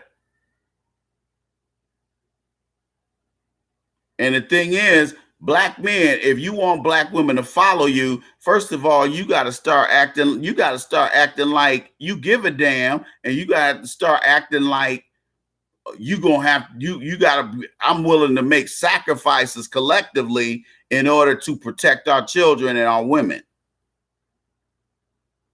So you're not willing to do that because that means, well, Charlie at the job might think of me as a uppity revolutionary nigga, and that ain't good for my longevity at the plant.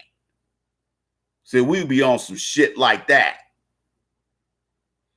Then you got the nerve to come to your son or your daughter talking about, well, you know, when you graduate from high school, you gone over there. I tell Mr. Jim that you're going to be coming by putting in an application and that you can go ahead and start working at the plant. You can't pass on a job. Yes, nepotism, that kind of nepotism might be helpful sometimes in some companies, especially like, you know, GM, Ford. You know, it's or, you know, or your mom and dad are police officers, or their family have been long line of police officers. Yeah, it's very easy to get you into the family business, even though you don't own it. But that's rare for us.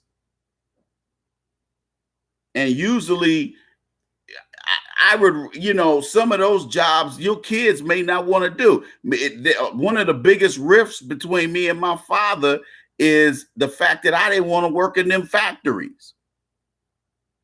And he took it as an offense because that got him out of poverty. And I fully appreciate that. But he should not be so short-sighted in having a mentality that I don't want my kids to do better than I did. Or I want them working at the plant. I know I would have been miserable. Yeah, I would be living in a house. I would, you know, I'd be very stable right now. And I wouldn't have the health issues that I have because I wouldn't have went to the military. I wouldn't have had to. Yeah, I could have, but I didn't like working around them illegals. I didn't like working around all them Hispanics because again, if you know how they act, they're big time haters, and they try to physically intimidate, and you're gonna have to show that back at them in order to get their respect. Because if you know you'll knock their asses out, they will back up off of you because they don't want that smoke one-on-one. Let's just keep it a buck. I ain't trying to shit on nobody, but let's just keep it a buck. They don't want the smoke one-on-one.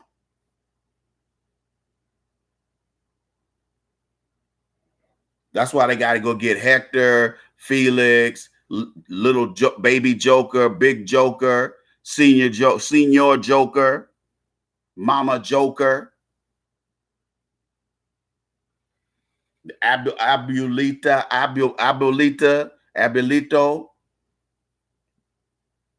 They got everybody.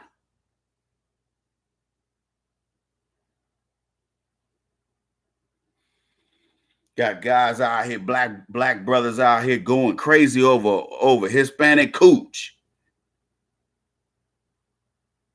You got these guys going out here going after soft targets, and so, you know, they in school calling our kids mayates and niggers, and you look past that to get some booty, hopefully get some Latina booty. Get off of that. Remember, I used to talk that shit a few years back.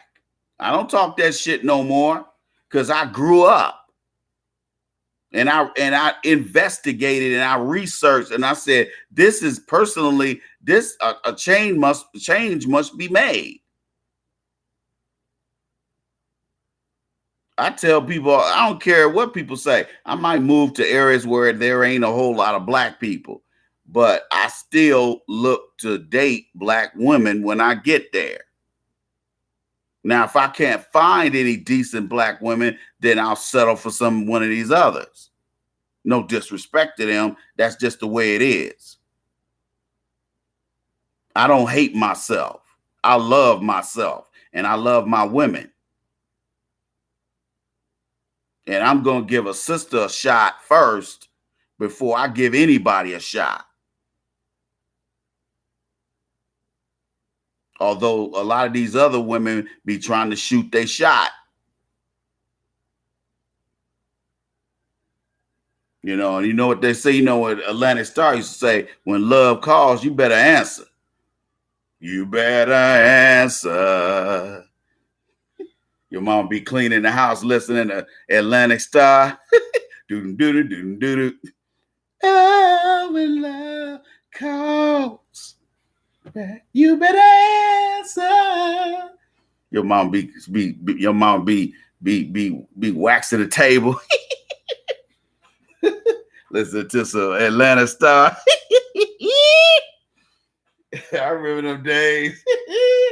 Yes, I did, boy. Yes, I did. Showed enough there. But I tell you, it's inevitable that the black man is going to have to get off the bullshit because you're going to be forced to. The reason why Haiti is an independent nation today is because they realized they didn't like what they saw. And they realized they were going to have to kill some people. And regardless of the Euro religions that they have shoved down our throats, we need to get off this. We scared to kill people because they ain't scared to kill us. These people are very violent. So the only way for us to get our independence is to kill them. And you got too many black men out here who are just cowardly. You trying to avoid the inevitable. You're going to have to grab that thing and stand a post. Where my veteran brothers at? Where my veteran players at? You know how to shoot that gun? You know how to shoot that AR-15? Go get you one. You can get a decent one for about $800. Now, them ones that's like camo color, yeah, that's like $1,200. I saw that motherfucker. They had this one that was like a shortened AR-15. It looked very, special forces looking. It looked like an MP4. That's what it looked like. The stock is collapsible, but it's to the point where it just makes it a small, and the barrel is shorter. That's that. You put that silencer on there, and that's that. Where you just bam, bam. That motherfucker dropped. He looking up at the sky, dog. And he ain't getting up.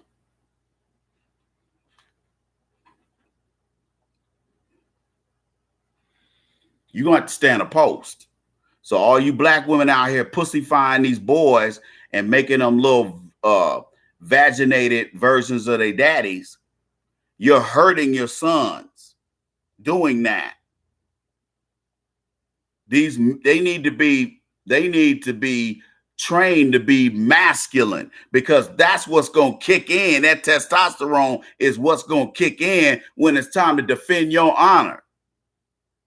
Do you want a pussyfied example of a man, or do you want a man, a warrior? Because the way it's looking, we got a lot of pussyfied black boys growing into black men. Pussyfied. Either that or they just straight up LGBT. You can't have a black nation when you got all these distractions. That homosexuality is a distraction, because when you got people that sit up here and say, well, because I got family who are well connected with that state and federal level LGBT nonprofit activism, where they make 100,000 a year as the face of LGBT. But that's a distraction, because they start saying, well, I'm LGBT. Never mind that they're black. They want everybody to know I'm LGBT. They lead with that. But then they turn around and say, like a hypocrite, they turn around and say, oh, well, I don't want to lead with my sexual orientation. My sexual orientation, you shouldn't mean anything. Well, if your sexual orientation don't mean anything, then, or it's not a big deal, then why the fuck are you telling us? Real talk. I didn't ask you. I didn't ask you who you lick on. I didn't ask you. You volunteered that information. And some of these, especially a lot of black men and some black women, are getting LGBT fatigue. We're sick and tired of LGBT. We're sick and tired of these people, and we're sick and tired of them comparing their struggle to ours. You choose to have a dick in your ass. We got one involuntarily. And we don't get no Vaseline like you do.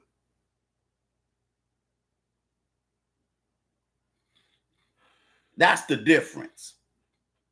So when you got somebody that's off code talking about I'm LGBT, I'm this, I'm Geechee Gully, I'm this, you at the end of the day, you are black. Like that so-called, what they say that spurred the homosexual fight for justice, if you can believe that shit. That Stonewall massacre.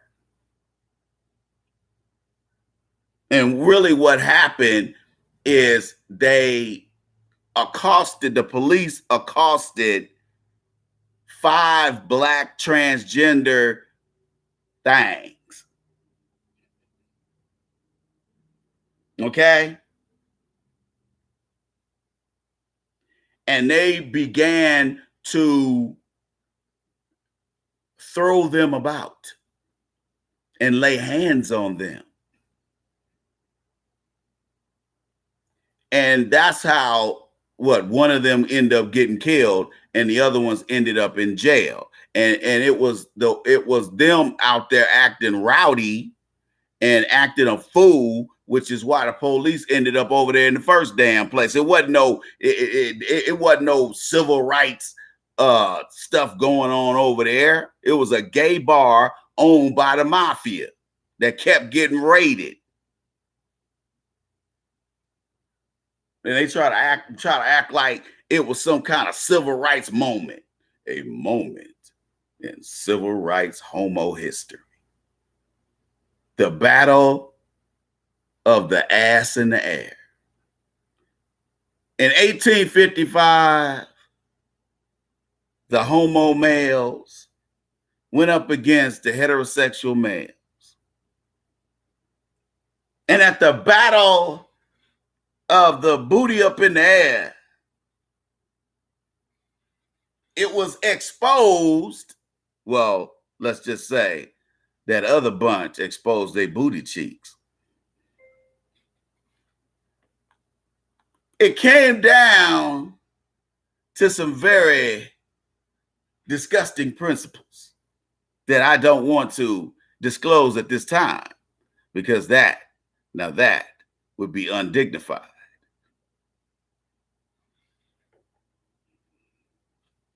Let me explain something to y'all.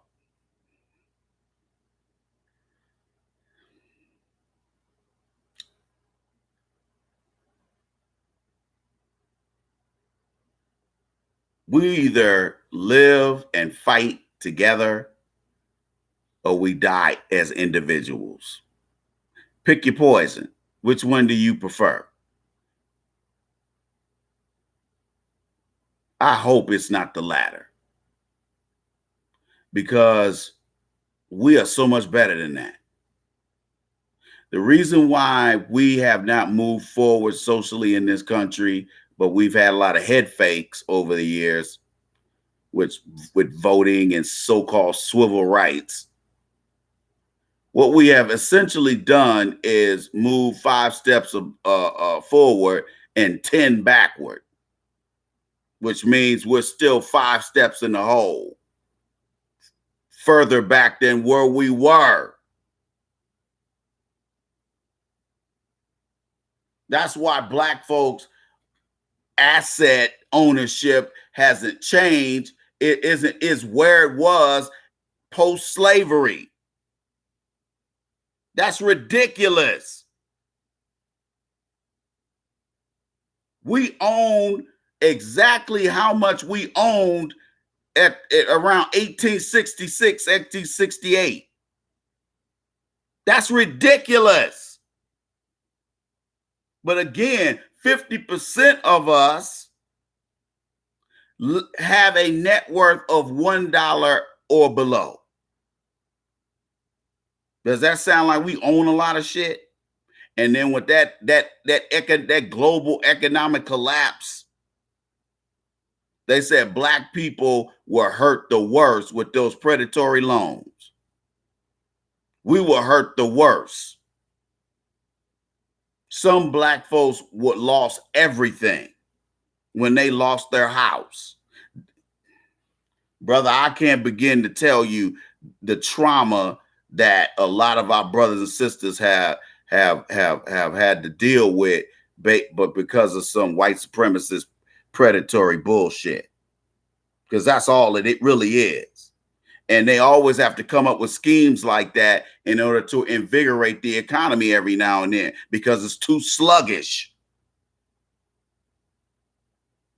People were spending money like it was rotting back in 2002, 2003, 2004. Why? Because of the Clinton tax breaks with the middle class. It put a lot of paper in Black people's pockets until Bush got in there. I ain't gonna lie, it was a lot more calm back then because everybody was getting money. Now it's a top down.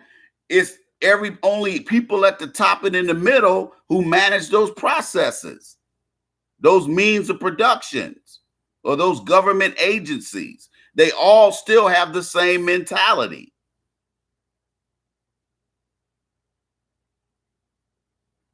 Make sure white supremacy is king. No matter how you gotta do it. Do it. So do it, dude. Sweet daddy. You digs.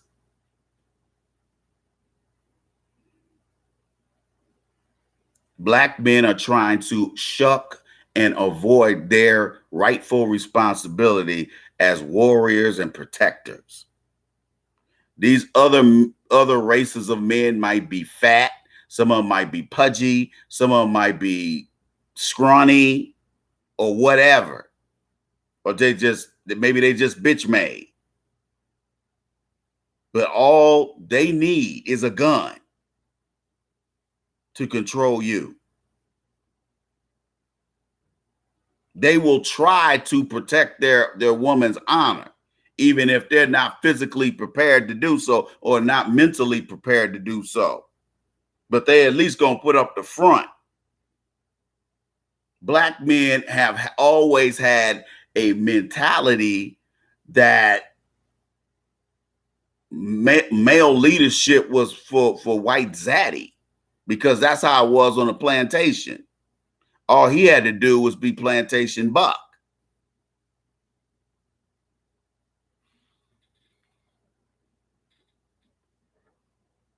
He was a stud.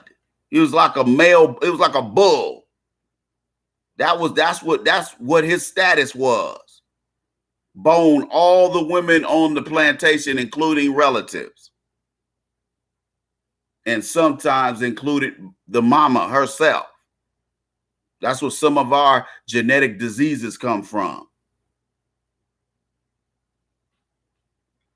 Incest. That's where that word motherfucker comes from. That's how vile those slave masters were. And you had to abide by those rules or you were killed. Or at the least tortured. You digs?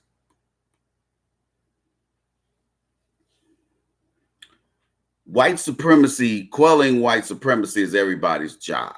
It ain't just black people's job.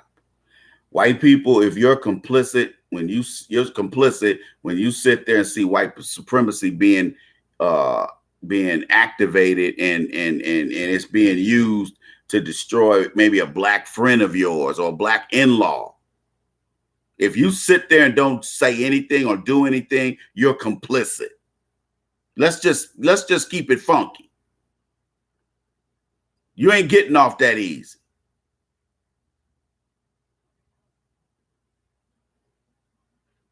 These other races, if you come for black folks, don't be surprised when you get the smoke. You Asians, you Latinos. I think you starting to get the hint that you want the smoke. You don't want the smoke. You don't. Not on a large scale, you don't. Like I said, don't wake up Godzilla, the sleeping giant. But again, some of these other races think they can just keep poking that grizzly. I'm poke this 800-pound bear.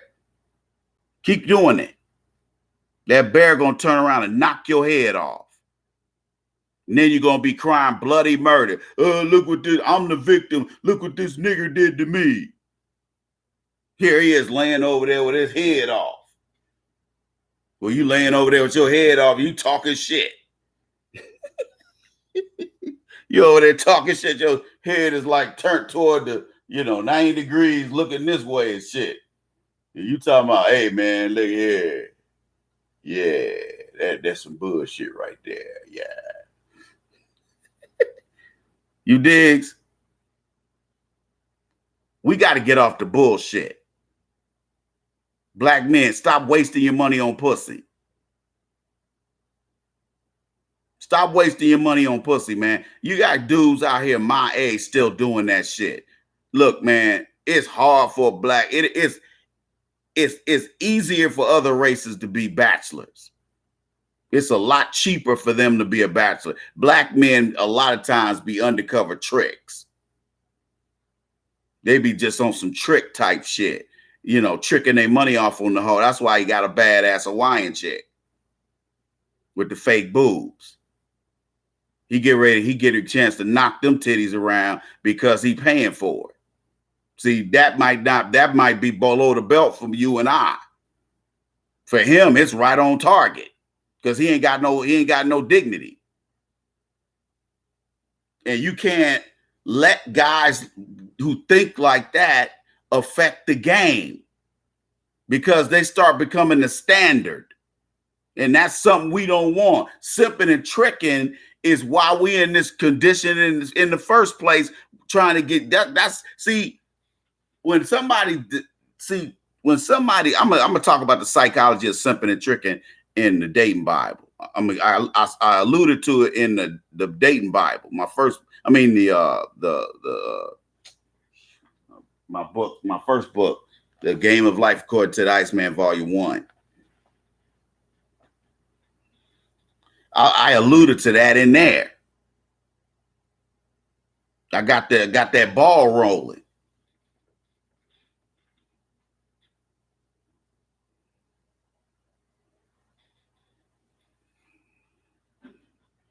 Let me tell you something.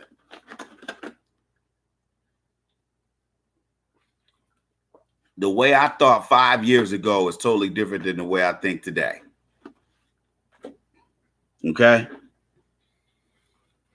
7 years ago, 10 years ago. The way I think today is I wish I was 10 years ago. But, it is what it is. God takes you through changes. He allows you to mature. Sometimes you got to go at your own pace. But I can tell you this, I'm not the same man I was 10 years ago. It's not because I'm 10 years older. It's because I'm 10 years smarter. Matter of fact, I might be 20 years smarter. Now I'm considered to be the wise old owl, which is what you want to be at my age. Not that you still around here trying to swoop down on 16-year-olds. That's how you get a lot of these niggas to be like, these predators like R. Kelly. I've seen that shit in the hood. But it was acceptable for a 28-year-old man to be fucking a 14-year-old girl. That shit, nobody ever said anything back then when I was a kid. But you can't do that shit today and not stay on the other side of that wall. You go down to Mexico and do that shit. But you can't do that over here. And especially if you're allergic to prison. If you like to go for long walks on the beach in the morning, you might not want to fuck up and go to prison.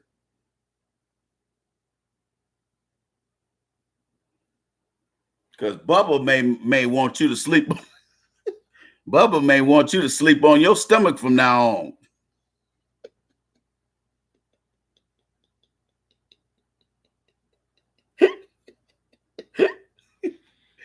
Let me stop clowning, man. You know how Bubba like you to sleep on your stomach. Your cellmate, your celly. Oh man, let me stop clowning, man.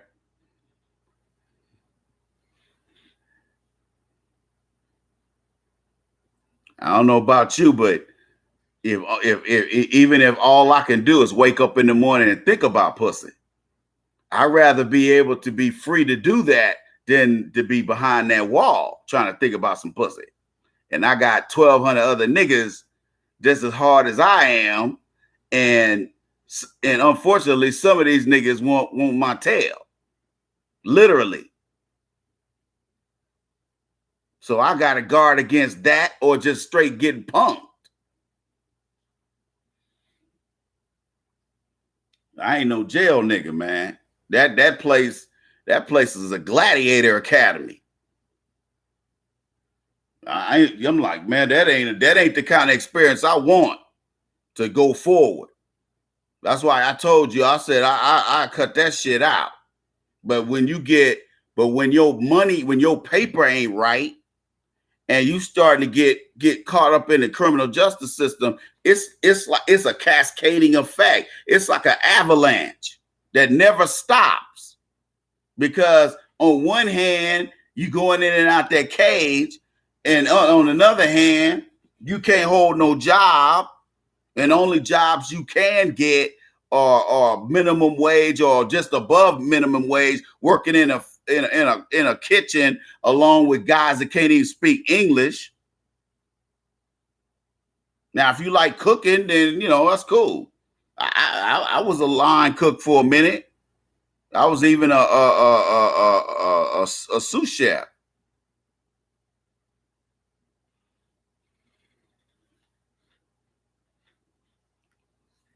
And I learned on the job. I didn't go to no culinary school, but I know how to do all that julienning and all that stuff. I know how to do all that stuff. Ain't that good with baking. I didn't bake that much stuff. But you got to calculate. If you're making mashed potatoes, you got to calculate, okay, we get an average of, 700 people to eat mashed potatoes. So we need how many potatoes to fit in this mixing bowl. That's the kind of level of food we were cooking. Well, you gotta get that big stir and do all that shit with it. Okay, you had to do that shit by hand, but it was still new equipment. That's when I worked for that. Worked for one of them pro teams. Yep, loved it too. Got free tickets. Sometimes we even got a chance to sit in the skyboxes, which were amazing because there's nothing. It's like you sitting in the front row, but you way up high, and you got a waitress waiting on you. You got a bartender that make you any drink. You can drink as much as you want because it's already paid in advance. So that they might pay for, $1,500 worth of food. So whatever, and so it's kind of unlimited, but then again, it isn't. But it's only going to be 10 people in there anyway. How many people are going to eat all them wings? You know what I'm saying? We paid for 100. You think these guys are going to eat that many wings? They got to start giving that shit away. I've went in many skyboxes, even where the ones where the Fox crew is or the CBS Sports crew. They in there with I was at a pro game where Fox was doing it. Joe Buck and Troy Aikman. I didn't get a chance to meet them, but I saw this. I looked in their skybox. Fine. They got all the real pretty skybox workers, all of them little fine ass little white girls. And I'm saying dimes. And they just standing there with their little mini skirt. And they're like, sir, would you like, you need me to take you to such and such? And they're like a concierge. Okay? Nothing but dimes in there. And the spread was just ridiculous. And them dudes be eating, they be eating when they ain't on the air, they be over there eating. And it's top, it's gourmet level food. It ain't just burgers. It's like, man, it'll be filet mignon, which is expensive as fuck. Especially since, there are some ranches around there, but still, most of that beef comes in from up there in Montana and all up there. When you drive through Montana and Idaho, beef, potatoes, onions, turnips, beef. Wyoming, beef. You got multi-billion-dollar operations of ranches with nothing but Black Angus running out there, or Hereford, or whatever that the little sirloin stockade, the little cow they got up there, the little brown and tan, the little orange and white looking cows you see on the side of the road. Look like they got curly hair. Those are the cheaper. That's the cheapest cow. That's the cheapest cow you can get. That's probably where a lot of the like companies like Armour and other type of meat companies get their beef. That cheap shit. That's cheap shit. Those white and tan, their meat is substandard. That's the kind of beef you see in Walmart. Grocery stores that really try to cut corners, that's the cow they buy. Yeah, they got that shit down to a science. If you want your cow's meat to be tender and juicy, you better be out there petting that motherfucker. Real talk. Like them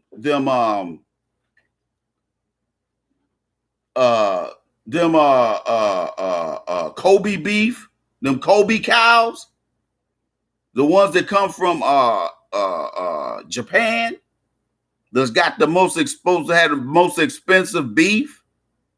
Man, they be out there brushing that motherfucker, dude. They treat them like pets.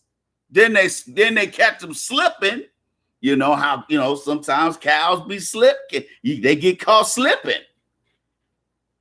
And they go, pow, nigga. Go pow, pow. Blow them brains out. Pow. But you have a standard quality of meat because he didn't know that he was going to get caught slipping and he was going to get his car pulled. Because you out there stroking his ass every day. Y'all see where I'm going with this?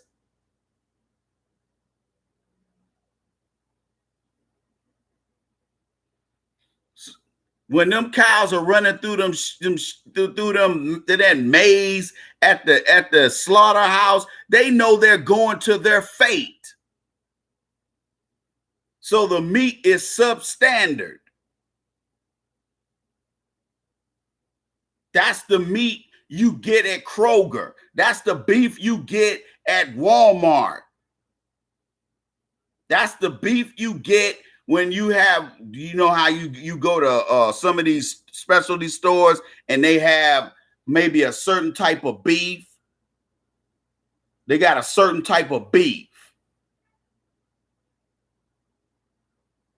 But it's already sealed and packaged and it came into the store that way. Those kinds of food processors, those kinds of meat packing companies buy that cheap beef or that beef you get out of a can. Have you ever seen that canned beef? That is the most disgusting shit I've ever seen in my life.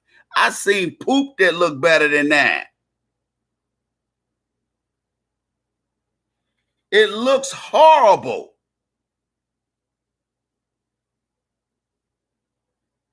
Why would you eat that shit? But if you on food stamps, you on SNAP, you might have to eat canned beef or get that shit cheap at Walmart.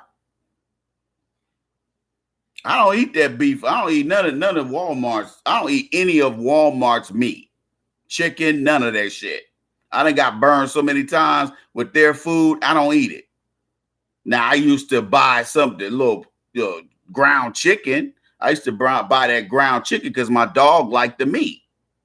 I would cook it to about 20% and then I would put it and let it cool and then I would let her eat it. She loved it. She loved ground chicken. I would add that in with her dog food.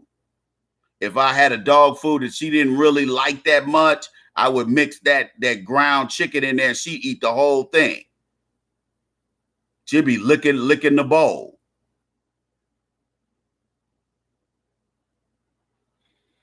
See, I learned that type of stuff because I drive all over the country.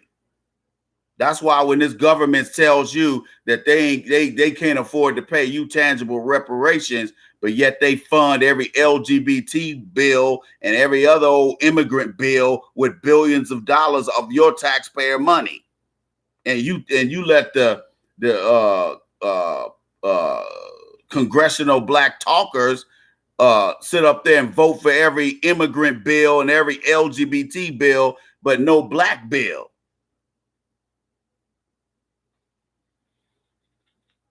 The Congressional Black Caucus is useless. They are like a broke dick dog. This old broke dick dog just laying on their side. I'm a broke dick dog.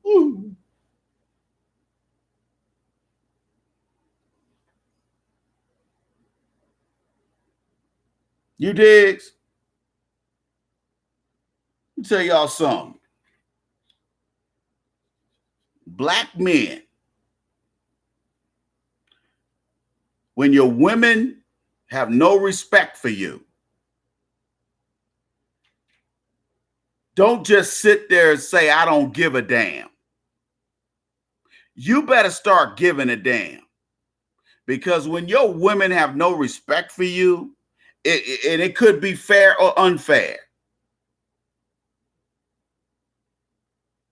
I would probably err on unfair more than fair. Unfairly, black men are persecuted, and the black woman has been complicit in so doing, in helping white zaddy and white mommy exact horrible vengeance and trauma upon you, up to and including death, just for being a black man and you fucked around and you fell in love with a black woman. And instead of loving you the way you deserve to be loved, she tried to fuck you over because she's got daddy issues. The problem with women with daddy issues, even if they end up with a simp at 60, they are still, that vagina is still underutilized. And we do know that women, especially black women in their 60s, their sex drive is all there.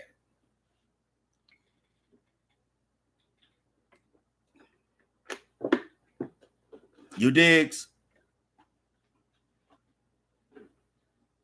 I remember a sister said, I never remember, she didn't say to me, but she said that I was around some women that were talking. We was drinking, and we was drinking and talking shit. And one of them said, hey, look, you know,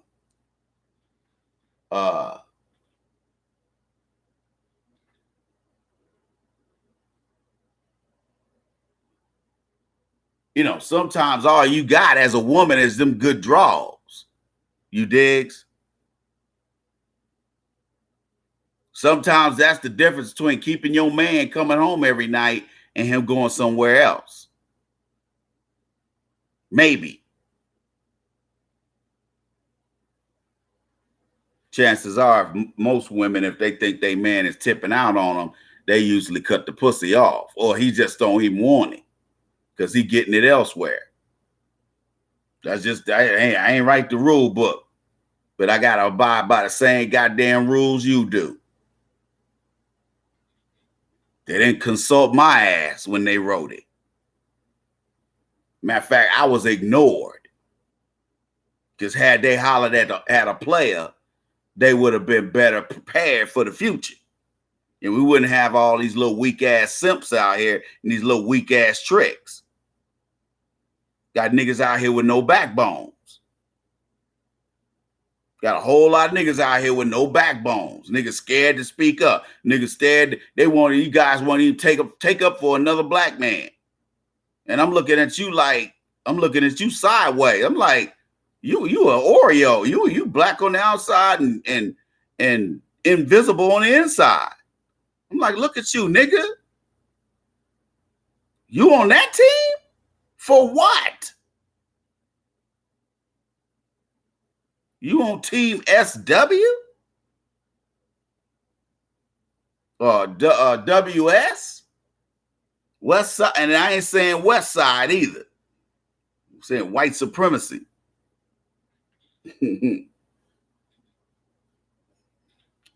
Yes.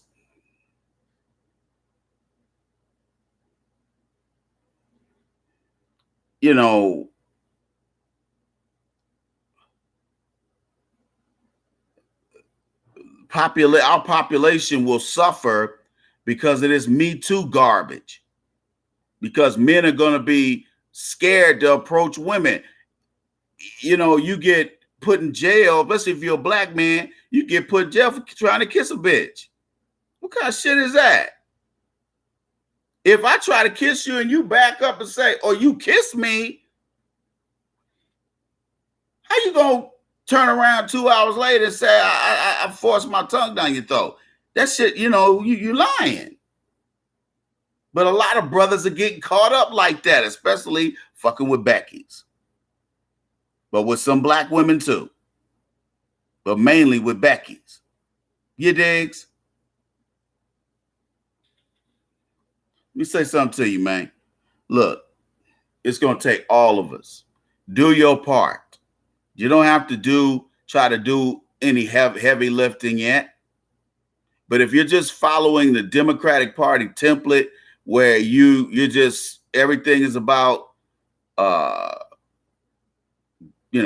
civil rights and nothing about black empowerment. We ain't trying to get black empowerment. We just want a pat on the head from white zaddy and white mommy. We want a couple civil rights crumbs and a couple scraps from Zaddy's table. We just want to be the ones that get more scraps than them other niggas. That's what we own.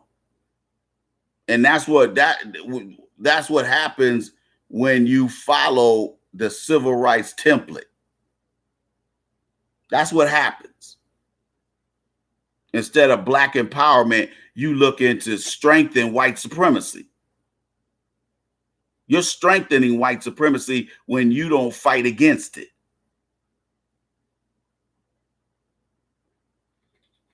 When you side with white supremacy against your people at its most basic level of your human core, you are the scum of the earth.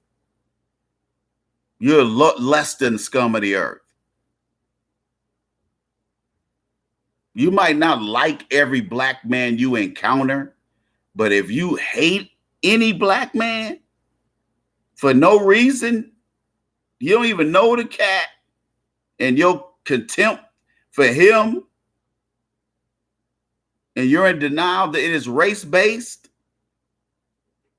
that's why we got so many brothers who have had their contracts canceled earlier in life because somebody smoked them or stabbed them because they were jealous or they just wanted them out of the picture. Maybe there's some draws that were attached to the situation. You digs?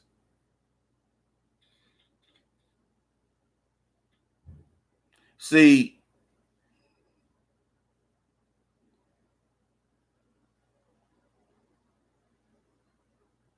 interracial, when I was a teenager, interracial dating was forbidden.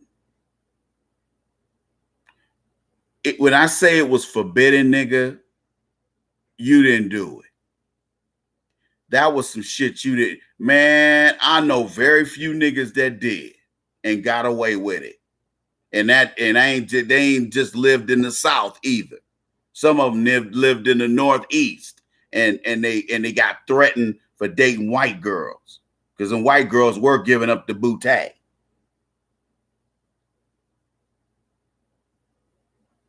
Which is why it's sometimes hard to get a black man back to dating black women after he's dated scores of white women.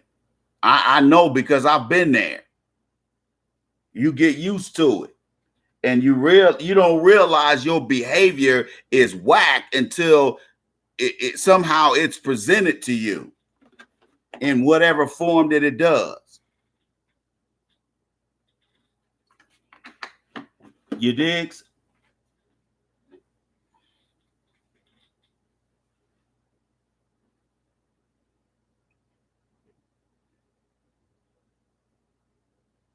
That's where we're at. And if you're playing for the other team, you are killing us. You are helping you are helping these race soldiers kill us. Let me just keep it gangster.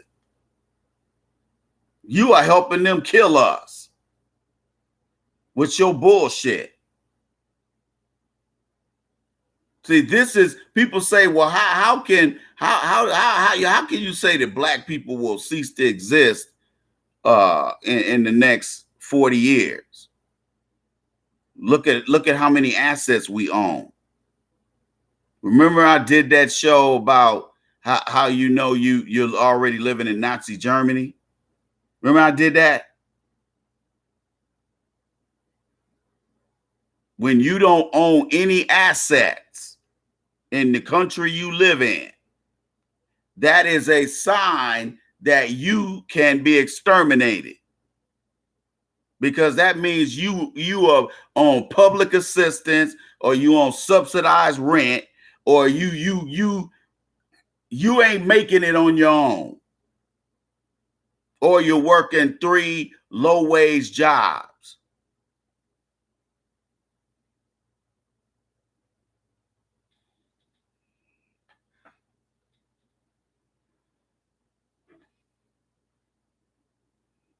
We are headed for a nation where the people, the average citizen, can't afford to live here, let alone go to Orlando and take your kids to Disney World and Sea World, or I don't know if there's Sea World down there, but or go over there to Universal Studios Orlando. See, that wasn't there when I went to Disney World the last time. See, there's a federally owned hotel down there. I think I'm gonna go off season. I'm gonna go down there and stay and go to Disney World.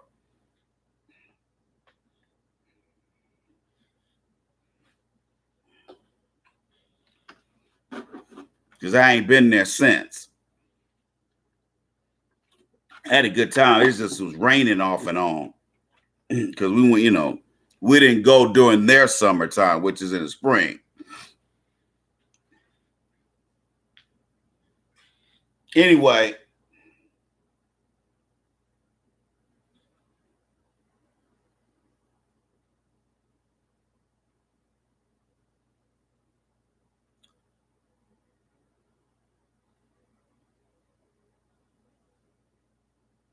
we have to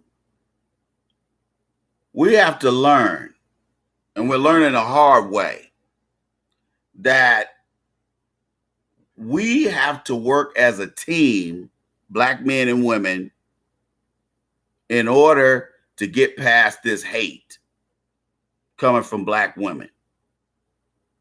And Black women, stop trying to avoid having to say you're sorry. Stop trying to avoid having to say you guys fucked up, and own it, because you did. For you guys to start following the white feminist, white supremacist, that was a dunce move on your part, because that drove a wedge between you and your men. And you're the only race of women on this, damn near on this planet, but definitely in this country, who is at damn near total odds with their men.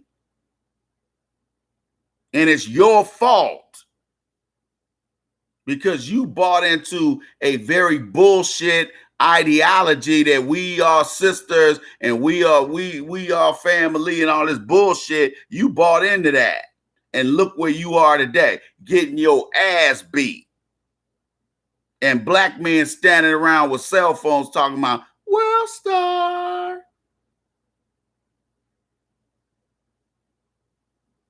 You did? That's how it is. That's what it's come to. When people start laying hands on you in public, killing your children at will, murdering your women, pregnant or not pregnant. You are living in a country that is Nazi Germany already.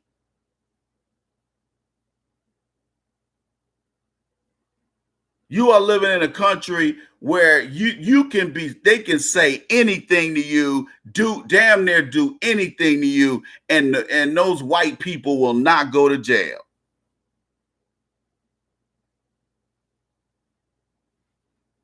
Philando Castile and Jamar Clark were murdered by 2 separate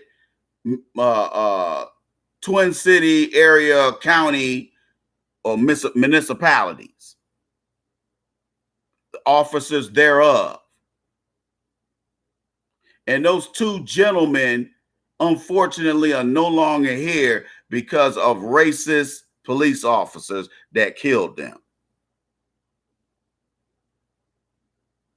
Jamar Clark's family was offered $100,000. They got to pay their lawyer 40% of that. They got to pay taxes on it.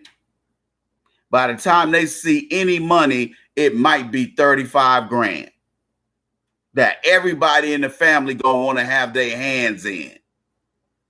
But yet, when Muhammad Noor, the former Minneapolis police officer who accidentally killed that Justin DeMond Australian chick in Minneapolis, not only did Muhammad Noor go to prison for 12 and a half years, but the city quickly offered a $20 million settlement for the life of Justin DeMond. So in other words, if you kill a white person here in whether it's Ramsey County or Hennepin County, and you're a non-white person, you will suffer the full extent of the law, as well as having your assets taken.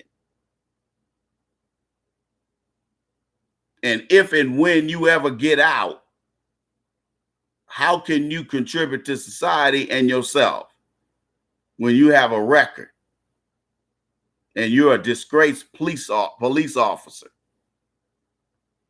Yeah, he may be able to work and do something amongst the Somalian American Minneapolis St. Paul community, but he's still going to be disgraced, and the media is going to be following his ass around trying to start some shit. You digs? Now look at here. I'm gonna take a break. Let's get these donations popping. Let's get these donations popping, y'all.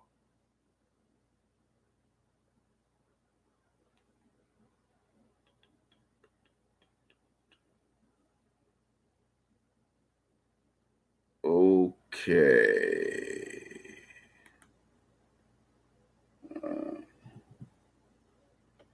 All right, let me do something real quick.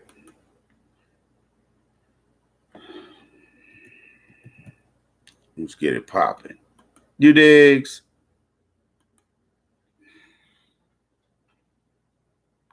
I think it might be getting a little dark in here.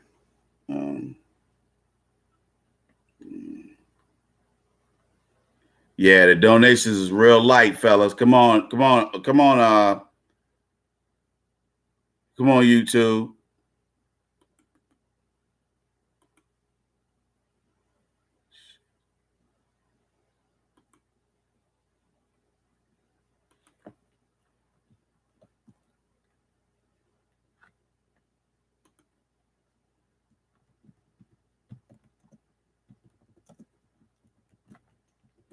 Hit me on the Cash App, y'all.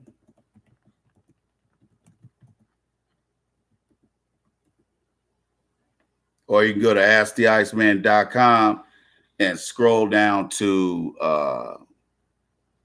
the donate button. Can you dig it?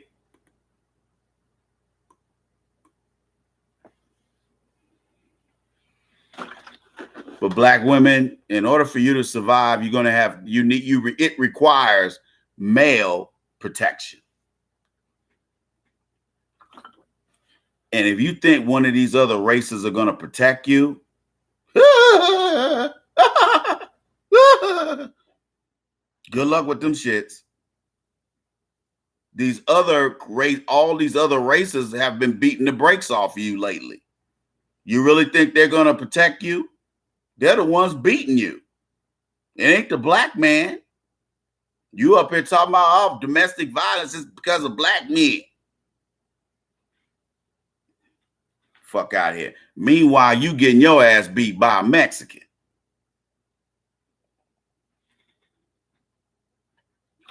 So you should just sit your ass down somewhere. You dig? Let me turn this light on. Gosh, close these blinds.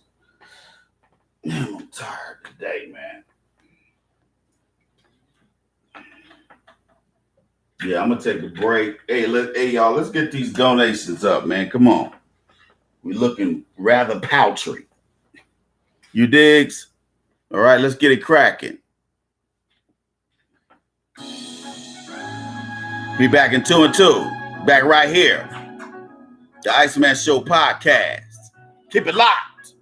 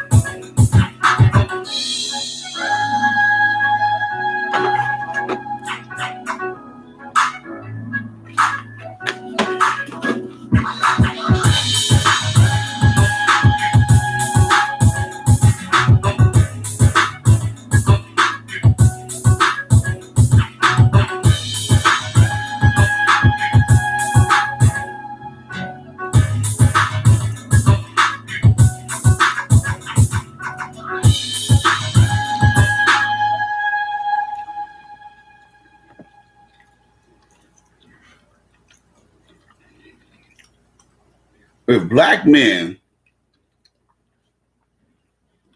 really wakes up and realize that he is living like a caged animal,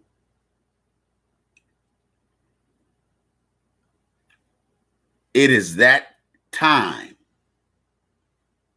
that you will begin to see white supremacy for what it is, a cancer.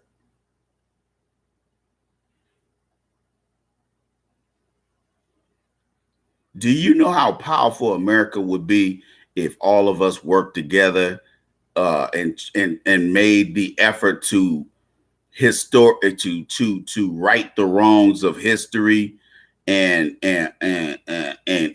provide black folks with the tangible resources that are required to get us out of the situation that we are still in, and we're still 100 or so years removed from the end of the Civil War or the Emancipation Proclamation. You digs? We own about the same resources as we did around Reconstruction. That's ridiculous. But we promote a further localized American horror culture. We have brought that to our families and destroyed our families with that shit. Women are being taught that, go out here, throw their pussy up in the air, and hopefully it'll land somewhere nice. That's why these women throw their cooch up in the air for, decades, and then when they start getting worn out and start looking like, week old bread and taste like week old bread that's molded, now they want to sit up here and blame black men for not wanting them. Why would we want you?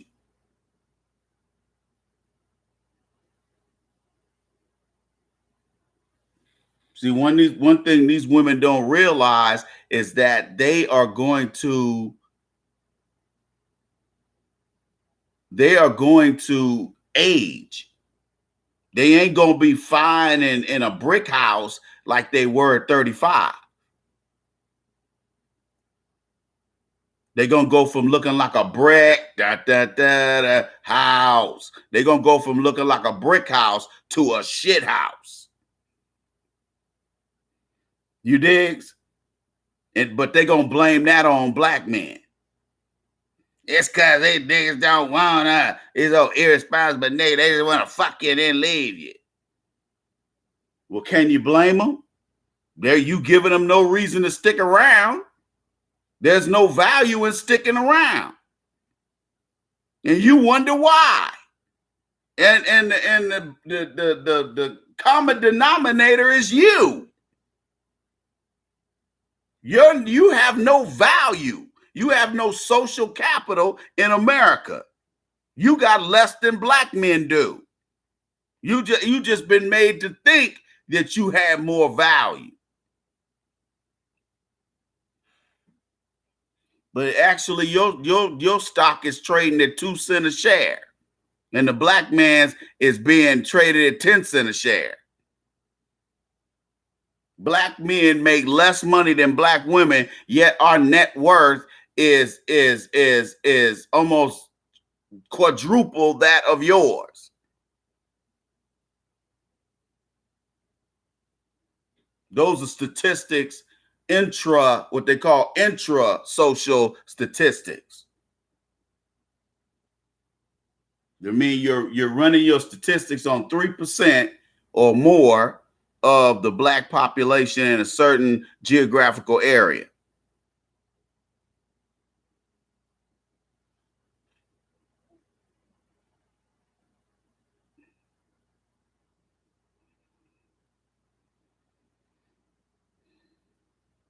Today, there are hardly no jobs out here for the semi-skilled or no-skilled individual. There are no gainfully employed jobs right now in the economy. If they do pay a decent wage or salary, it is far below market value, and the workload is going to be triple.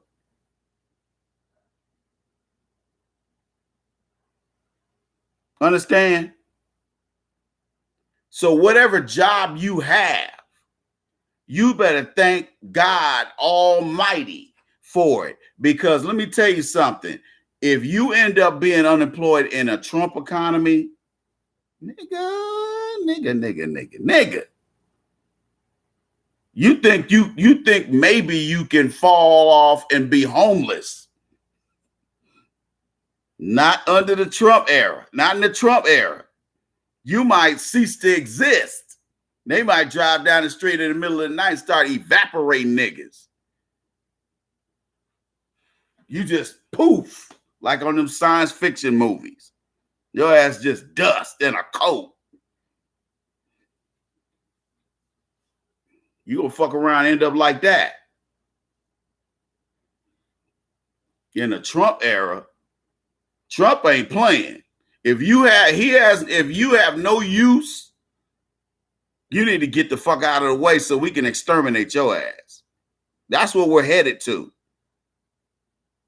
Those movies about the Purge and all that. What you think they experimenting with? They're already purging us to a certain degree already. Because just like in the movie, any white citizen during the purge period can kill a black person. We're already there. You just don't want to admit it. See, a lot of black folks, man, they just want to get amnesia. They just want to be able to forget every damn thing. I'm sorry, you can't do that. That is detrimental to all of us. They said by 2050, black people will own nothing. By 2050. Do you realize how much black wealth was wiped out when the global economy collapsed? You had black people who lost those mortgages, destroyed their marriages, their families. It went well beyond losing everything. They lost their jobs. Sometimes they ended up in psych wards because they got a bad loan. They got a predatory, racist ass loan.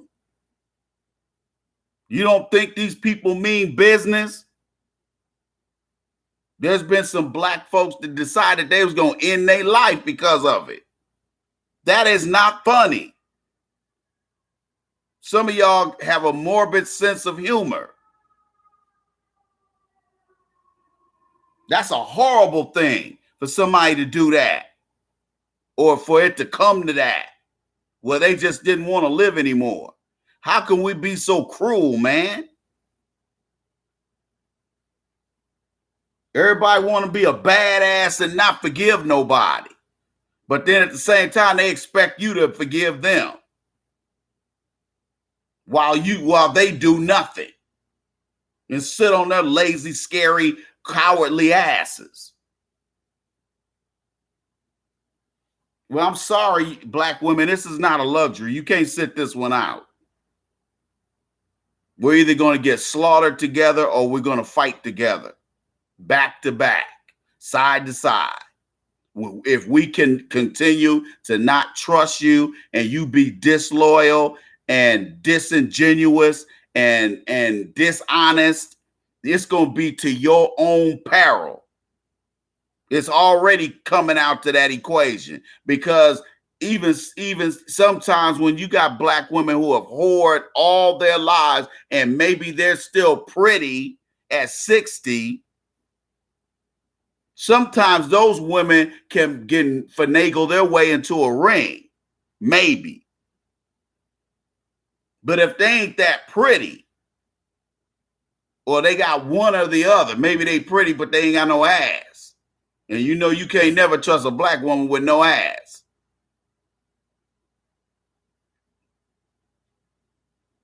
You can't trust her, dog. That's a sneaky bitch.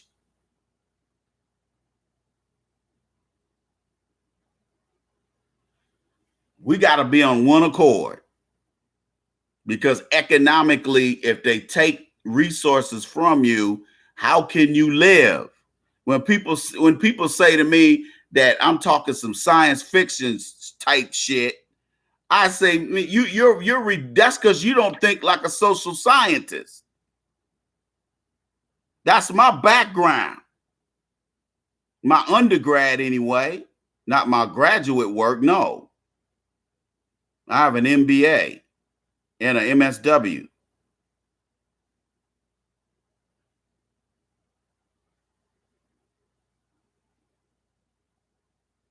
These people are not playing about wiping us off the face of the earth. And yes, they may be doing it, make it look like they're doing it slowly, but they really ain't.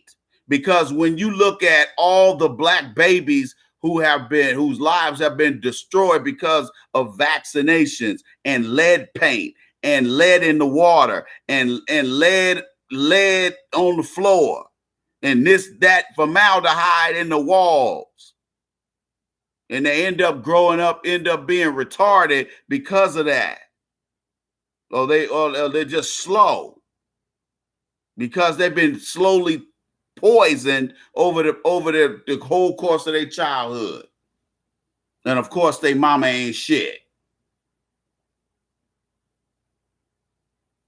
We got a whole lot of black folks that live in poverty, or they're hovering right over the poverty guideline for the minimum requirements. Like I said, 50% of us have a net worth of $1 and below. So if you got black folks who most of us are worth 99 cents or less, imagine what these other races see the value in us just existing at all. Can you pontificate that?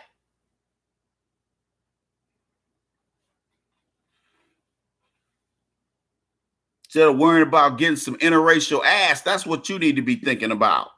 How you gonna survive? How your genetic code is gonna survive and not be wiped out through this social Darwinism. They fighting warfare on all levels. They weaponize in education, they weaponize the currency, they weaponize jobs, they weaponize capital resources. They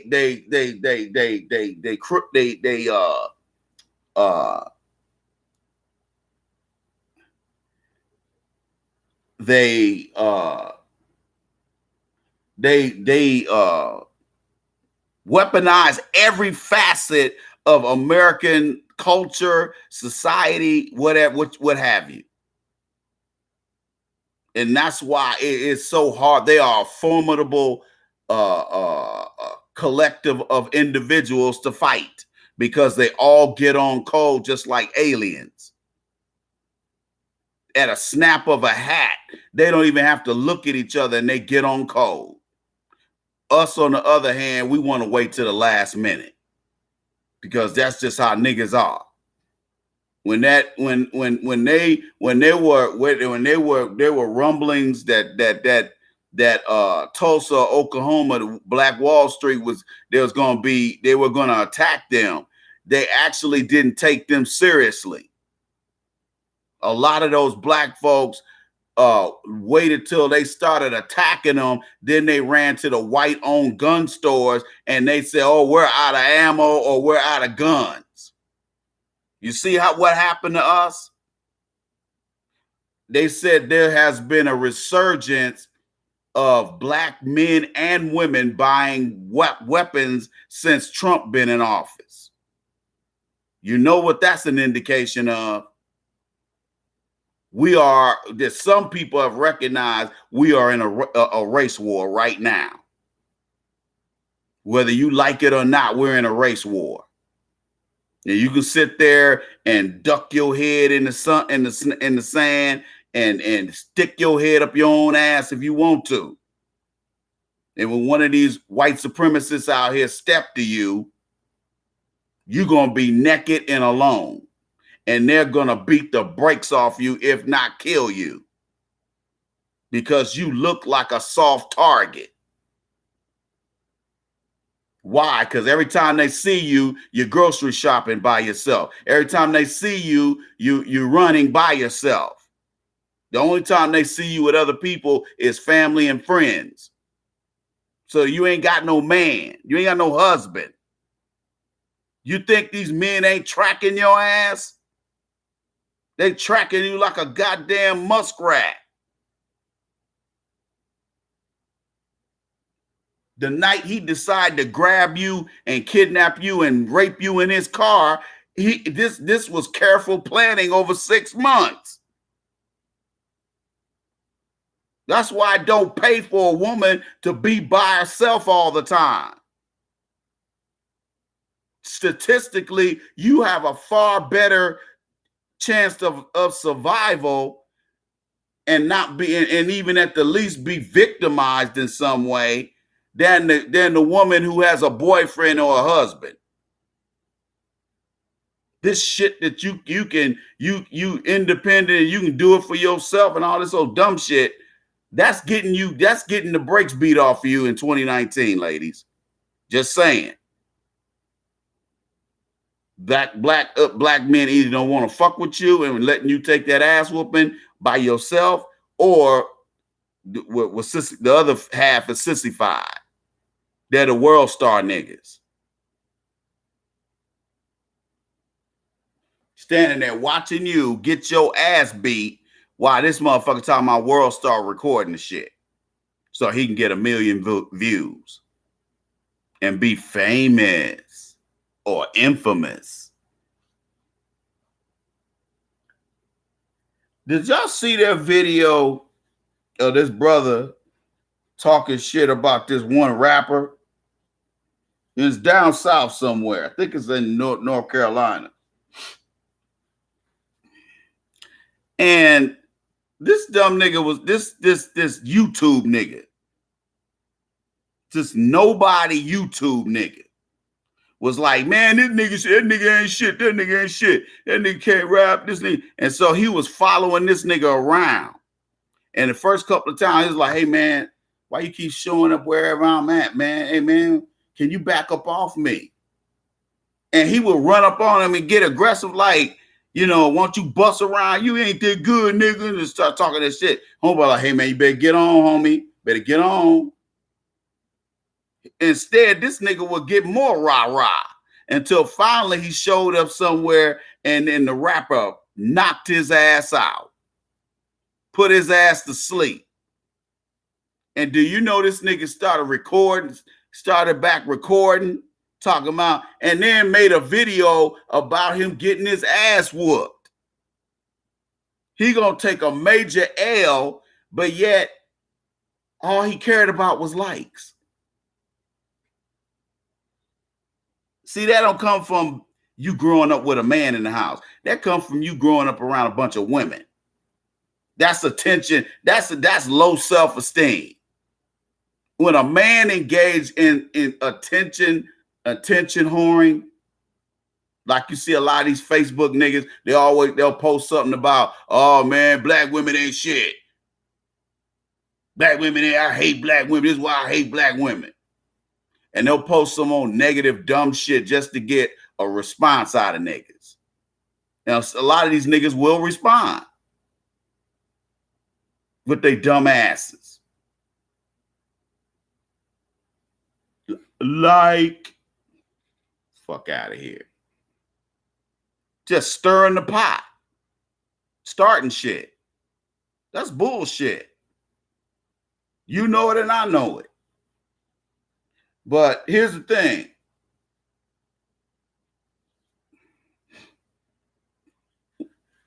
When a woman gets old, a man accepts aging far, far easier than women do. A man is far more accepting of things. That's why I get so much hating, because I've had non-black men come up to me and say, and this is after I'm just hitting the gym like nobody's business. Like, as you can see now, I'm starting to get cut up. Okay. When I was even more cut than this, I would have old white dudes come up to me and say, dude, how old are you? And when I tell them how old I am, I'm in my 50s, they be like, wow. Wow. Like, you have the body of a 30-year-old guy. You have no belly. You're cut. Your skin looks clear, looks nice and clear. You have no wrinkles.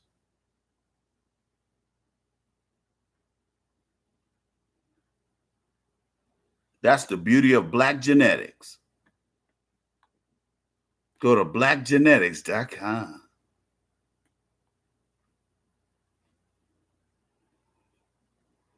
Ladies and gentlemen, if you want to donate tonight,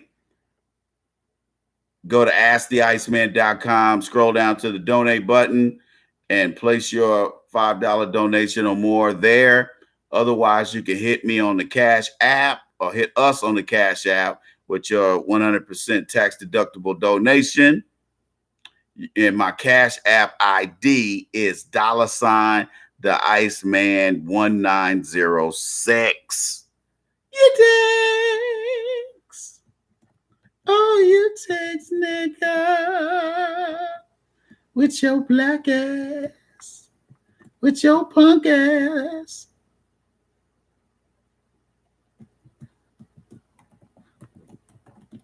We have no friends.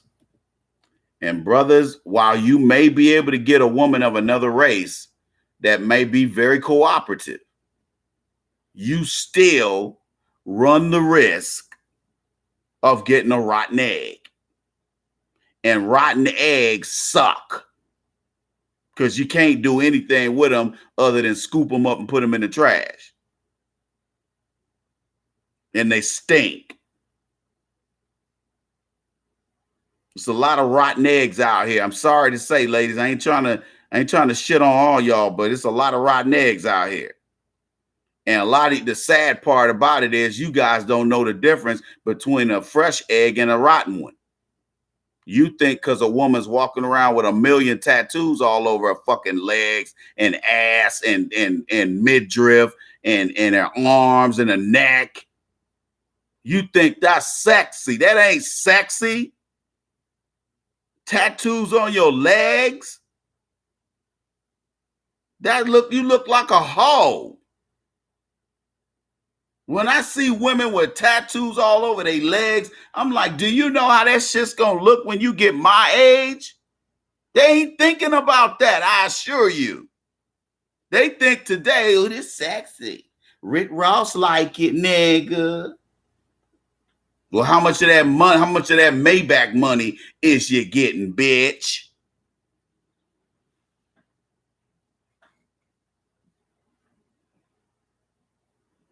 So sorry ass.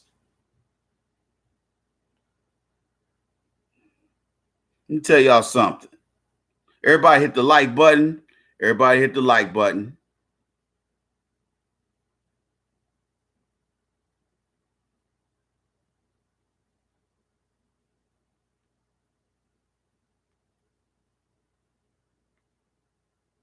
Yeah, man. Yeah, that wiped out some people. They everything. Some people lost their pension and their house. Like, that's why I be telling people, yo, look, man, when your pension, You can lose your pension right now, dog, and ain't nothing you can do about it. You can sue them. That ain't gonna, man, you ain't gonna never get no money out of that. You ain't even gonna get pennies on the dollar. You're gonna get 1/2 of 1% of a penny. I'm telling you. And if black men keep pushing this jobs, go out there and look for a job shit, and instead of entrepreneurship and stop allowing these white supremacists to push an LGBT agenda, particularly with black boys, when we start jumping on top of these things and taking care of them, you will start seeing a lot more black boys act like men when they become men, instead of acting like bigger versions of little boys. But a lot of you people don't listen. Just like you don't, some of y'all don't want to support the show. But then if you don't see me on the air, you'll be like, hey man, what happened to the Iceman today? I know they ain't get rid of his channel because his channel's still up. At that point, I'm gonna be like, hey man, I want to do something else because this ain't working. Not that I'm not doing other things, but I like talking to the people. This live stream is a blessing for me because I'm able to talk directly to you instead of posting videos. I'd rather talk directly to the people and communicate with you directly, real time. This is the best marketer of anything. This is free. All you need to do is you pay for your internet. Free, but some people ain't comfortable in front of a camera. And I understand why. There's some nights I don't feel totally comfortable, but I do it. I work through it because I've done this for damn near 10 years. Professionally, about maybe 6. People be thinking there's nothing else going on that I got going on other than me dealing with veterans issues, and that's not true.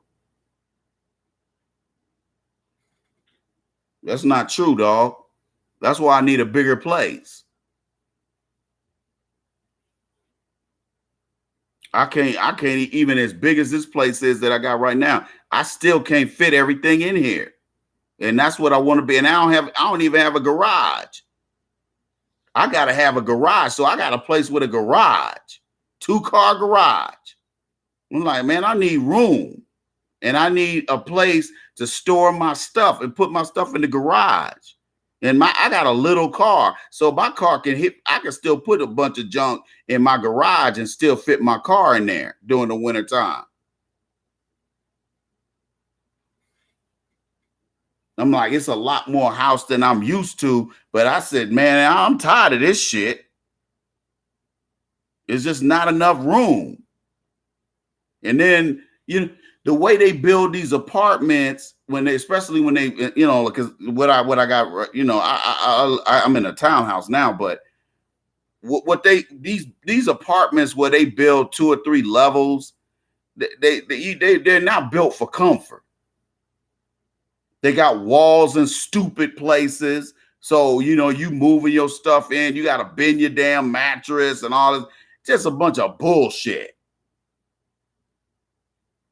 Whereas when you in a house or when you're in a townhouse or a house, it's built the way kind of like it's built like a house,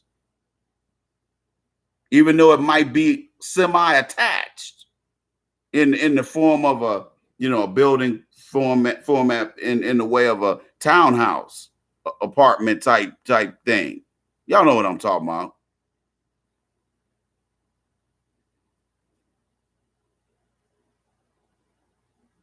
And it's less per month. So I'm paying more here and I don't even have a garage. And then I don't, it ain't convenient. I got to walk too far from my car. Sometimes it's snow. I got to walk in the snow, raining. I'm like, it's annoying. Just hella annoying. Managers like kind of like, well, ain't nothing else better out there than this. I'm like, they didn't say them words. I'm not saying not putting words in their mouth, but I'm paraphrasing that one of my landlords said some shit, and it may have been in a pre-written letter format, and I think it's maybe pre-written, but it comes off really arrogant. And I'm just like, dude, I can find places 2 or 3 blocks over that's better than this shit. It looked good from the street, and it's well cared for, and that fooled me. Not that it's a dump, but you can tell what kind of operation they trying to run, and it ain't one that's advantageous to me, for me. So we got to kiss and say goodbye, like the damn Manhattans. In fact, I might loosen to me some Manhattans before I go to bed, because I got a big day tomorrow. Got a lot of work to do tomorrow. It's gonna be a shitty day, but got a lot of work to do.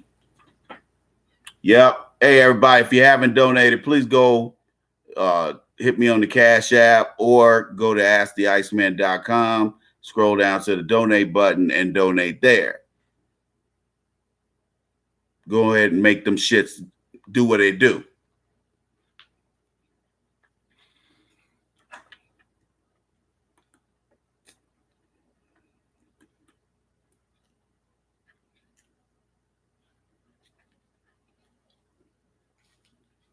All right.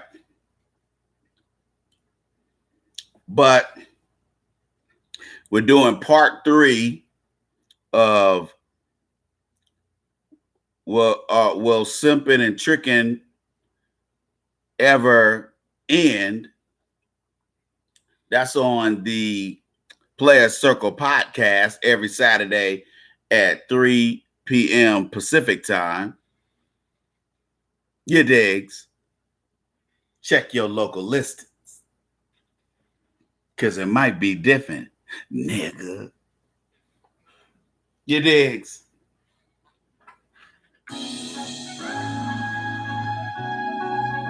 I am the Iceman.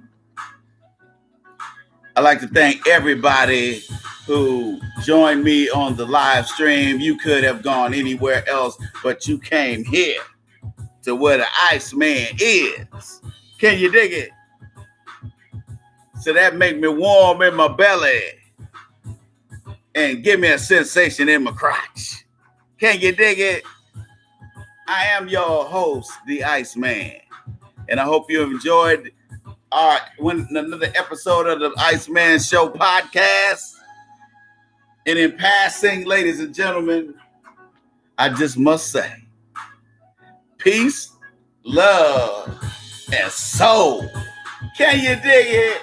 Keep it black. Black first, y'all.